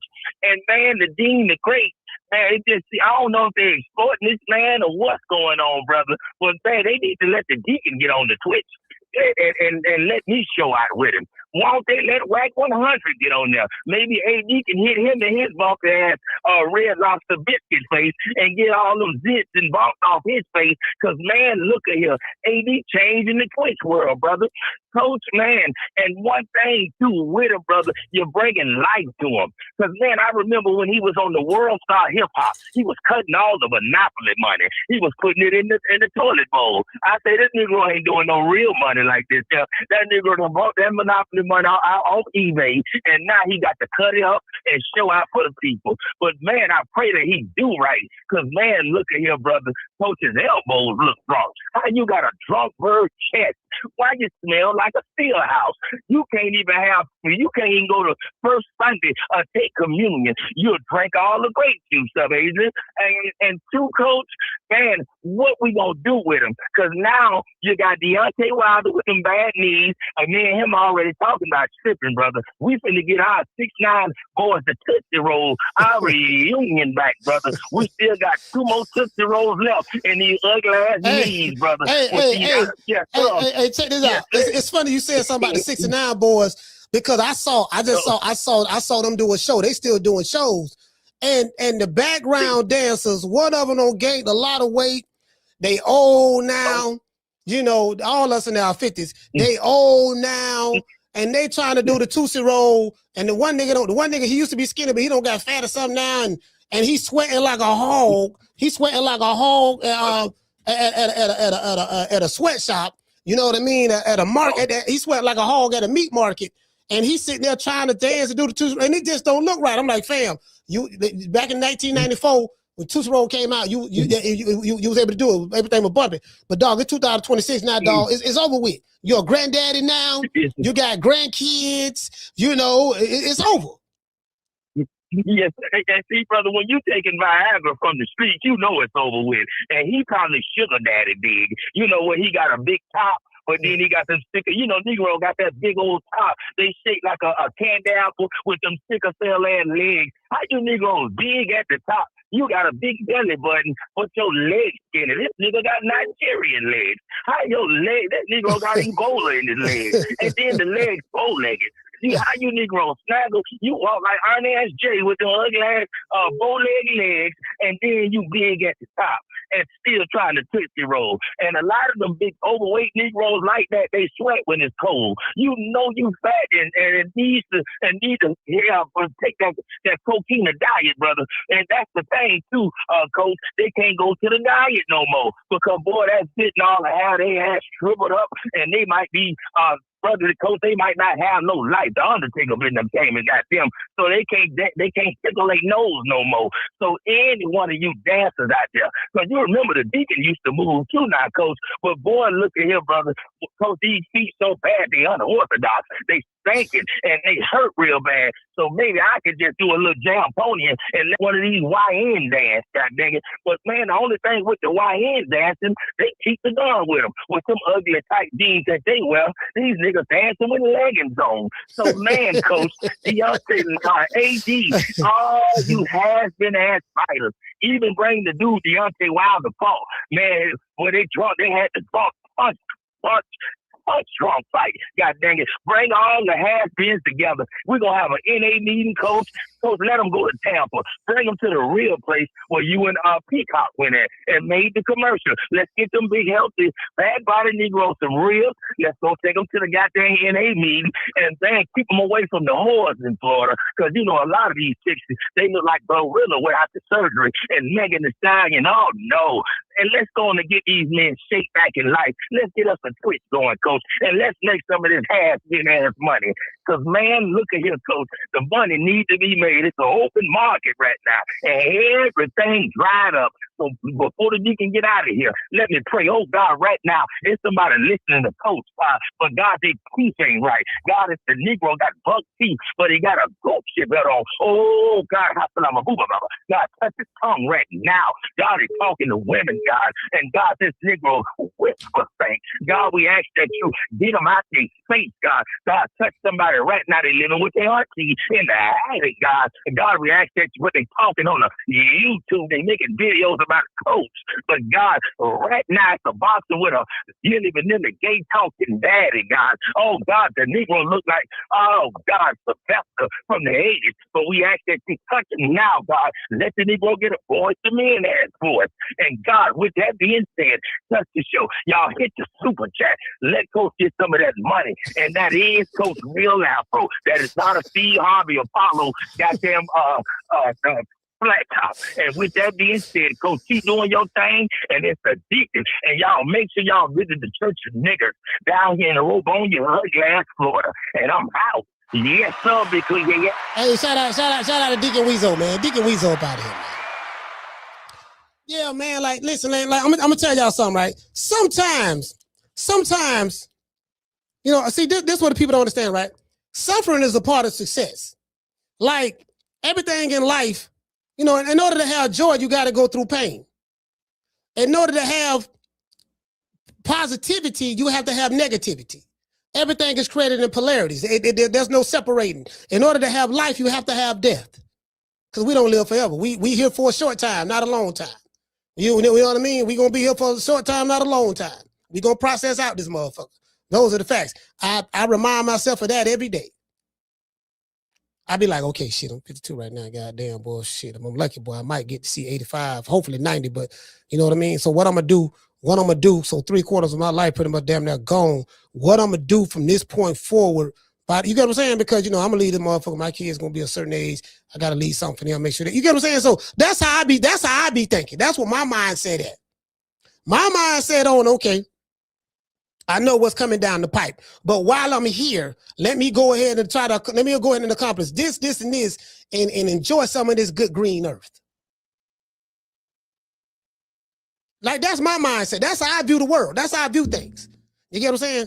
So, and that's what keep me in check. I'm like, I ain't finna be doing all that goddamn dumbass shit. And what I understand is suffering is a part of success. You have to suffer. A lot of people want the success, but they don't want to go through the suffering. It's like a boxer. You want to be a world-class fighter, but you don't want to go through the training camp. You don't want to go through the running those miles, jumping those ropes, the sparring, the discipline that it takes to do that. And you go through the pain and the suffering in order to get ready for that fight. You don't just jump in the ring and you start whooping ass. No, you gotta put some work in. Everybody want the pleasure, but they don't want the pain. Suffering is a part of success. You cannot grow. You cannot have any growth without suffering. You have to suffer through something. You got to go through something. If you in school and you want to get a good grade on the test, you have to what? You got to study. You got to go through the suffering of studying. Man, I got to start to study this stuff. I got to try to remember this. Oh, man, you got to take the time out. And you got to make sacrifices. Carla, hold on. You got to make sacrifices. Because if you're studying, getting ready for a test, you're sacrificing something. There's something that you might be sacrificing your phone. I ain't looking at my phone right now. Or I can't go out with my friends. Or I'm not going to go to the movies. Or I'm not going to hang out with my boyfriend or my girlfriend. It's something that you're sacrificing because your mind is focused on the bigger goal. And you got to go through the suffering stage. AB got to go through that suffering stage in order to get back to the road of redemption. He probably already suffering right now, but it is what it is. Somebody say, I don't know, the young dude, Dean, exploiting him, but how can a 25-year-old exploit a 36-year-old? AB a grown man. The kid got him an account. Now he able to stream and make money on his own account. You get what I'm saying? So, you know, it is AB a grown man. He been on the planet longer than the jitterbug. Right, that's from right here in Tampa. So, you know, I'll call him, what's your name? You call it from? What's up, Coach? Uncle Charles. Uncle Charles from Alabama, talk to me. You know what, Coach? That's why you the best at your game right now. You're telling people how life should go. Ain't no way in the fuck that you could be 50 in your 50s, 40s in your late 30s. You hanging around some niggas in their 20s. See, them niggas remember the real AB.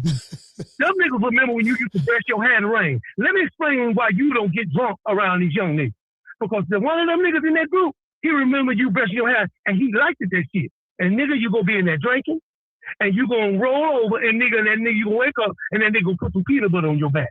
This is exactly what the niggas gonna do. You can't be around drunk while this nigga told one of the interviewers.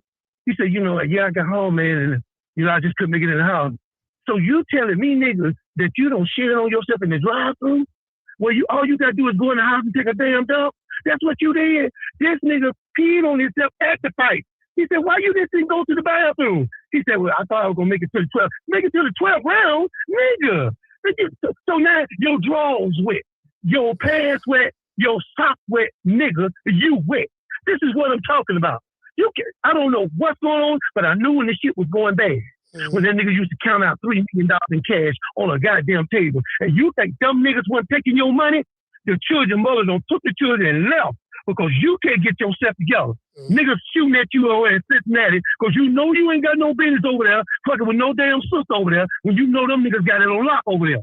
And them niggas try to kill your ass. I can hear the bullets pinging up the fucking car. Ping, ping, pow, ping. Nigga, it's like Vietnam over in that bitch. But you was over there. Nigga, I don't understand this nigga. Now, I told you, coach, a long time ago, I said that nigga gonna be toothless, dirty, funky, and he gonna be outside of a package store doing dances for 50 fucking cents. And this is where it's headed to. I'm gonna play for this nigga. But I'm gonna tell you something. They ain't got no insurance. Get peanut butter put on your back, nigga. I'm gonna tell you that right now. And that's all I got to say, coach. I appreciate you, baby. All right, shout out to Uncle Charles, man. Alabama, stand up. Hey, look here. Hey, look here. Hey, look at here. Look at here. Look at here. Y'all know what look at here mean? Look at here. Here you go, right here. Here you go, baby. Let's see what he's talking about. Gang. You know what I'm saying? Let me holler at you, gang. Hold on, let's go talk. Okay. Do it look like he worried about his 10 kids? I got 10 kids. You got a cup in your hand and you trying to holler at a chick. Do it look like he worried about his 10 kids? Just my own personal observation. Hold on, I'll be right back, baby. I'm so sorry about that. This is my drunk uncle. He's schizophrenic. Sometimes he gotta get his eyes checked. Look at this little young man bouncing up and down. These is kids. They like 21, 22, 23. Dean might be the oldest out of all of them. Yeah. Come on. Yes, my drunk uncle. Listen to me. I'm a big brother. This is my drunk little brother. Hold on, gang. Hey, hold on. Listen, bro. Nigga. You gotta share tonight. Nigga. You gotta share tonight. Nigga, you gotta share tonight. Bro, he down bad. Is he thinking about the kids? You just came, you seen 30 bitches over there, nigga. Okay. And he said, you know what? I want the one Dean talking to. No. Fuck, gang. I like the color she got on. Me too, nigga, but there's a lot of bitches with the same color. I just feel like this. Because y'all matching. Yeah. That's how you feeling. Yeah. Why you ain't talking to her before then? Nah. I ain't gonna lie though. I just feel like anybody you talk to will talk to me. Anybody you talk to, talk to me. Bro, this man act like a kid, bro. Adrien Broner act like a kid. Like for real. 36-year-old kid.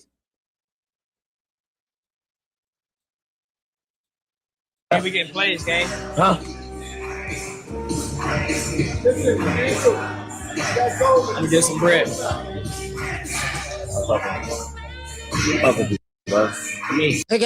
They dressed alike. Why they dressing alike throughout these streams? We got to say, bro, like, you get what I'm saying? Friend, like, what, bro? Oh, just have a moment. I don't. Yeah, bro, like, you get what I'm saying? Like, fam, like, I'm looking at let's see. So right here, this man got to get you a new phone, and come on, this jitter boy got to buy you a new phone, fam. This thing and shit. We just don't got everything set up. You got to get a phone. What I want to do is I want to surprise. Hey, B. We bought him a phone. I ain't gonna lie, that nigga got a motherfucking iPhone 6. We got to get bro a new phone. Say AB got an iPhone 6. You can't make this up. Bro, this is an iPhone. This is an iPhone. Hold on, let me show y'all this here. This is an iPhone 7 Plus. I still got it. When I first started this channel, I used to shoot videos with this phone right here. I had a green screen in the back. And all that stuff there. And before I started doing live shows, I started this channel with this phone. This is an iPhone 7. iPhone 7 Pro Max or something like that. AB got an iPhone 6. Let that sink in. Well, he got an iPhone 16 now. But you get what I'm saying? He probably got 17, 16 or 17. Chat, we gotta get niggas this nigga a new phone, gang. You gotta fucking, he ain't having to upgrade since COVID, nigga. And the COVID was goddamn on this thing and shit. We just don't got. Bro, like, how did this dude went from millions to kids gotta chip in to buy him a phone? My son 25. You see what I'm saying? My son Jabril will be 25 on the 29th of this month. Yeah, my son will be 25 on the 29th of this month. Oh, we got a cash out. Hold on. I don't know who it is. It ain't coming up. Okay. Shout out to Freddie. Hey, okay. Dropping that quarter of a bam dub on your boy. Hey, Leroy. Super chat received. Playtime's over, boy. Yeah, like fam. You get what I'm saying? Let's hit him with the huggy bear. Down from the bar, there's a platform stage. People pimping, sharp as razor blades. Yeah, this is what is that? Yeah, they don't know. They don't know who he is. They know who Deen is, but they don't know who AB is. Nigga that went from. How you? Hold on, hold on. I gotta let y'all hear this, dog. Because it's on my Instagram. I think it's on my Instagram. He talking about you got these kids around you. You talking about how bro. He ain't got no shame, bro. No shame at all. No shame. Let's see. Let me see. I got this right here. I'm trying to see. Told you, nigga. What you got? We got that nigga verified and his name changed. I already seen that. Hold on. Y'all can't see what I see. Bro, like, I see, this another thing too, right? See, me and my homies, like, bro, let me tell you something. I don't remember a time me and my homies wasn't doing this when I was these age. I know, man. Now he from Tampa, he is from Tampa, so I gotta give him some grace. But these jitterbugs, look it up. All them with the women in the background.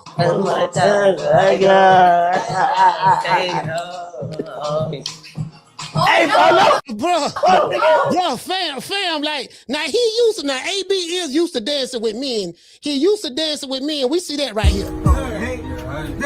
Hey, yeah. Oh, that look good.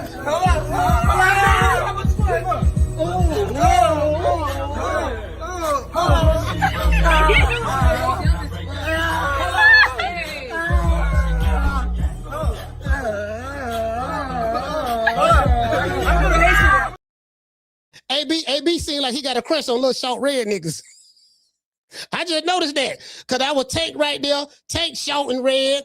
You get what I'm saying? Deen The Great, he's short and red. So it's somebody, these little short red niggas with good hair that he like. I don't know what it is. Again, I don't want to throw anybody under the bus. I ain't trying to throw him under the bus. But I'm just noticing, I can't help but notice that.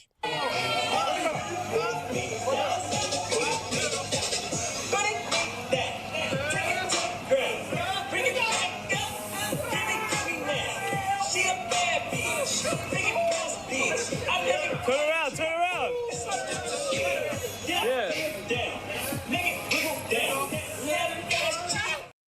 Yeah. You get what I'm saying?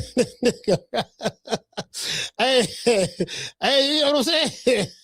Nigga ride his bitch. AB, man, hey, look, boy, AB a fool, boy. I want to thank the whole hood who came out here. I love y'all. I did this for the hood. Y'all know I beat that boy. You know, we did it for the hood. We did it for the hood. Shut that soft ass shit up. And the best man Shut to that win. soft. That's some soft ass shit. Shut that soft ass shit up. All that soft talking. I know you can do it, man. You got to, man, shut that soft ass shit up. Yeah, man, you get what I'm saying? Listen, matter of fact, let me pull this up. I got it right here, cause he, bro, somebody sent me some. I appreciate y'all be sending me stuff, man, cause I can't see everything, but people be sending me stuff like, oh, this right here, bro. Oh, this an attorney? Oh, this on Tasha K. Tasha K on this nigga bumper. This AB right here trying to, he look like he tried to take the kiss. Like, I want y'all to see this right here. He ain't got no shame, bro. Hold on. Where? Hold on. Matter of fact, hold on. I gotta show y'all this here. Hold on.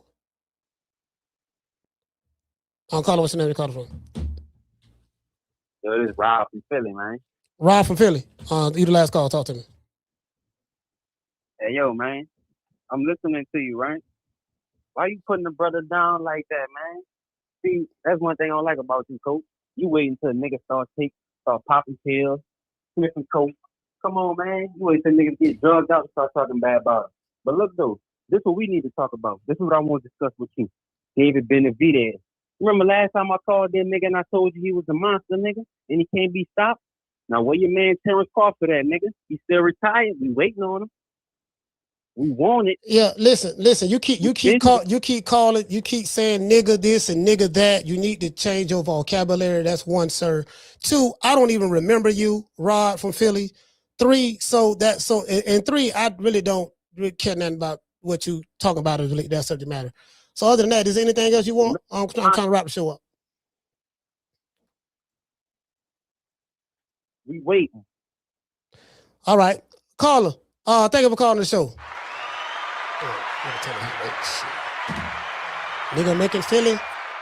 This nigga, you making Philly look bad. You know what I mean? Calling me nigga this, nigga that, nigga. Sit your lame ass down some goddamn well, lame ass nigga. You know what I'm saying? Well, anyway, back to what I was saying. Yo, let me go ahead and show you this here. This nigga, I don't know what's wrong with AB right here, man. AB going through some things. Come on, Brown, get off her, gang. Let us see this shit. Yo, what up? It's your boy Aries Spears here. Hey, I got a quick question for y'all. Aries Spears. So, I didn't. What Tasha K? Emphatic massage. Hold on, what Tasha got? Damn, I just missed it. Damn, I had no spent. Hold on. No, hold on. Let me look up Tasha K. It just showed it right. I'm talking about Aaron Spears. I wasn't looking at Aaron Spears. I'm looking at Tasha K. What Tasha K at? That's why I got to say this shit. Damn. Yeah, this Tasha K right here. Where is that? Hold on. They be talking about all this boxing shit on here too. Oh, here it go right here. So let me go ahead and say this right now. I want y'all to see this shit. This nigga here, you know, hey, be a fool, boy. I know y'all mad. Now say battery.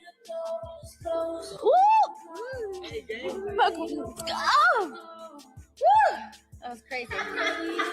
That was like wild. Does it look like he thinking about his kids? I got 10 kids. Does it look like he thinking about his kids right here? Y'all see this bullshit? Let me turn the volume down on this bullshit. Yeah, you on camera trying to take it from a white girl. Like, what is this nigga thinking about? They playing with him. Bro, this is crazy. Even though you only found it. Oh my God. Come on, Brown, get off her, gang. Stop, nigga. You hurt her. Come on, I'm trying to get an understanding with you. Look, I know it costs 1,000. I mean, I'm halfway there. I just give you 500, and then we even. But what about the kids? Gang, come on, cuz. Yep. I'll see you later. What about the kids? See you later, all right? You niggas. I'll see you later. My bad. I apologize. No. Man, this nigga going to jail. You gotta let me fuck tonight, bro. That's his girl? Come on, gang. Bro. Yeah, this nigga here don't went crazy, man. Lean in my fire. I leave for 2 seconds. I watch the stream and you're like kissing her. Like, Yeah, that's Tasha K there, man. Established business owner and you cannot afford thousands. Yeah, Tasha K, man. Another Florida girl, another Florida chick. Yeah, man, let's give everybody a round of applause.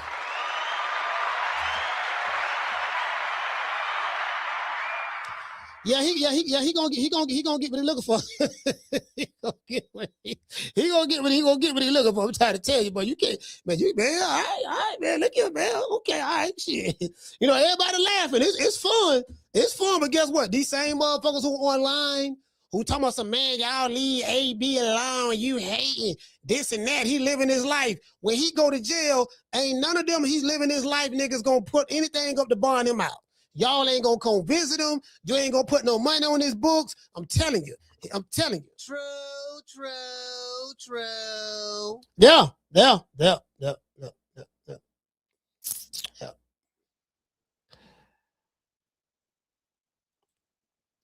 He say, what he say that's harassment. Some people say they just clowning. Nah, you don't clown like that. I disagree. You don't clown like that. Not like that. You can clown like you been clowning. Nah, he's being very aggressive with the women on camera. That ain't no clowning. They don't do that.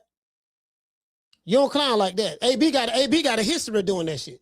They don't clown like that. You get what I'm saying? So it is what it is. But hey, it is what it is. All y'all who condone it, all them condone it, just keep that same energy. I bet you one thing. Ain't none of you niggas who talking that shit in the chat. Ain't none of y'all gonna help them. True. Y'all like condoning the bullshit, but guess what? How come you ain't doing the bullshit and do it on camera? Y'all niggas, so y'all a motherfucker, man. Down from the bar, there's a platform stage. People pimping, sharp as razor blades. Yeah, you don't clown like that, fam. You don't clown like that. Not like that. That ain't no clown in there. Not like that. You get what I'm saying? So it is what it is, man. Much love to the hood. I want to thank the whole hood who came out here. Hey, shout I out to love y'all. Keith. What is that, I did Keith? this for the hood. Y'all know I beat that boy. Hey, what is it? He said, hold on. We gonna see what's up. Let me close all these goddamn windows. I got all these goddamn windows up. Man, shout out to Summer in November. Okay. Shout out to all the smoke. Okay. Shout out to Keys Bulldog, Cincinnati Stand Up. Okay. Bishop Bullwinkle. Okay. Let's give a shout out to the callers, man. We gotta have quite a few calls. Shout out to Mega Million from New York. Okay. Freddie from Oakland. Okay. Coach Eddie from the ATL. Okay. Jamie from New York. Okay. Coach Marcus from Miami. Okay. Sheila from Houston. Okay. Shout out to Deacon Weezo. Okay. Shout out to Uncle Charles, Alabama. Okay. And that whole ass cunt coochie ass dick in the boot ass nigga from Philly named Rod. Okay. Yeah, nigga, go sit on a rod. Okay. Anyway, shout out to doggone Dr. Boxing. Okay. El Society. Okay. Let's see. Shout out to let's see who else we got. Shout out to Mo Easy. Okay. Shout out to Keys Bulldogs. Okay. Shout out to Aquila. Okay. We have Just Living Life. Okay. Shout out to JC. Okay. Shout out to Gold Rush. Okay. Who else we got in the building, man? We got Keys. We got shout out to Curtis. Okay. Shout out to my main man Schoolo. Okay. Who else we got in the building, man? We got Joseph. Okay. Shout out to Freddie. Okay. Freddie, what they call him. Shout out to William. Okay. Shout out to Joe. What up, Joe? Okay. JC in his BI. Okay. Green Eyes P say drop the Addy. Okay. Hey, Green Eyes, you know the funny part about it, I was gonna wear that shirt today. I was gonna wear the drop the Addy t-shirt, because you know I still got them. I was like, man, I was gonna wear that shirt today. Oh, Joe, it's funny you said that. I almost wore it. I might wear it tomorrow though. Shout out to Jay Blizzy from Brooklyn in his BI. Okay. Shout out to Keys Bulldogs. Okay. Herb Winston in his BI. Okay. Yeah, man, it is. Yeah, man, it is what it is, man. It is what it is. Hey, look here, man. Shout out to doggone Miss Sheila from H-Town. Okay. Yeah, I got shit. Did I get Sheila? Yeah, I ain't call her name on the list. Yeah, Sheila from H-Town. She called the show as well. Y'all know what time it is. I'm going to give everybody else a shout out right after these messages. Fuck you all rolling up on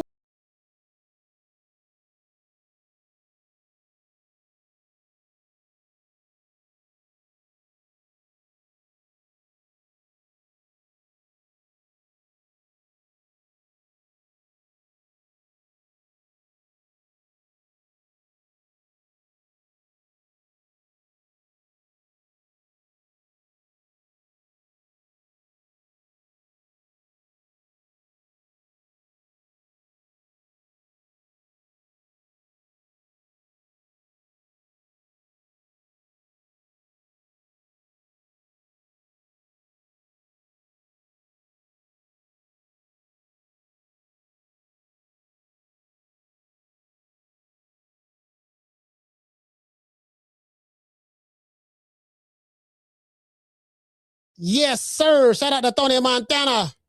Hey, okay. Shout out to P. Rolling in this bitch. Hey, okay. Mr. Bory. Hey, okay. Who else we got in here, man? We got Kendall Price. Hey, okay. Shout out to Brooklyn. Hey, okay.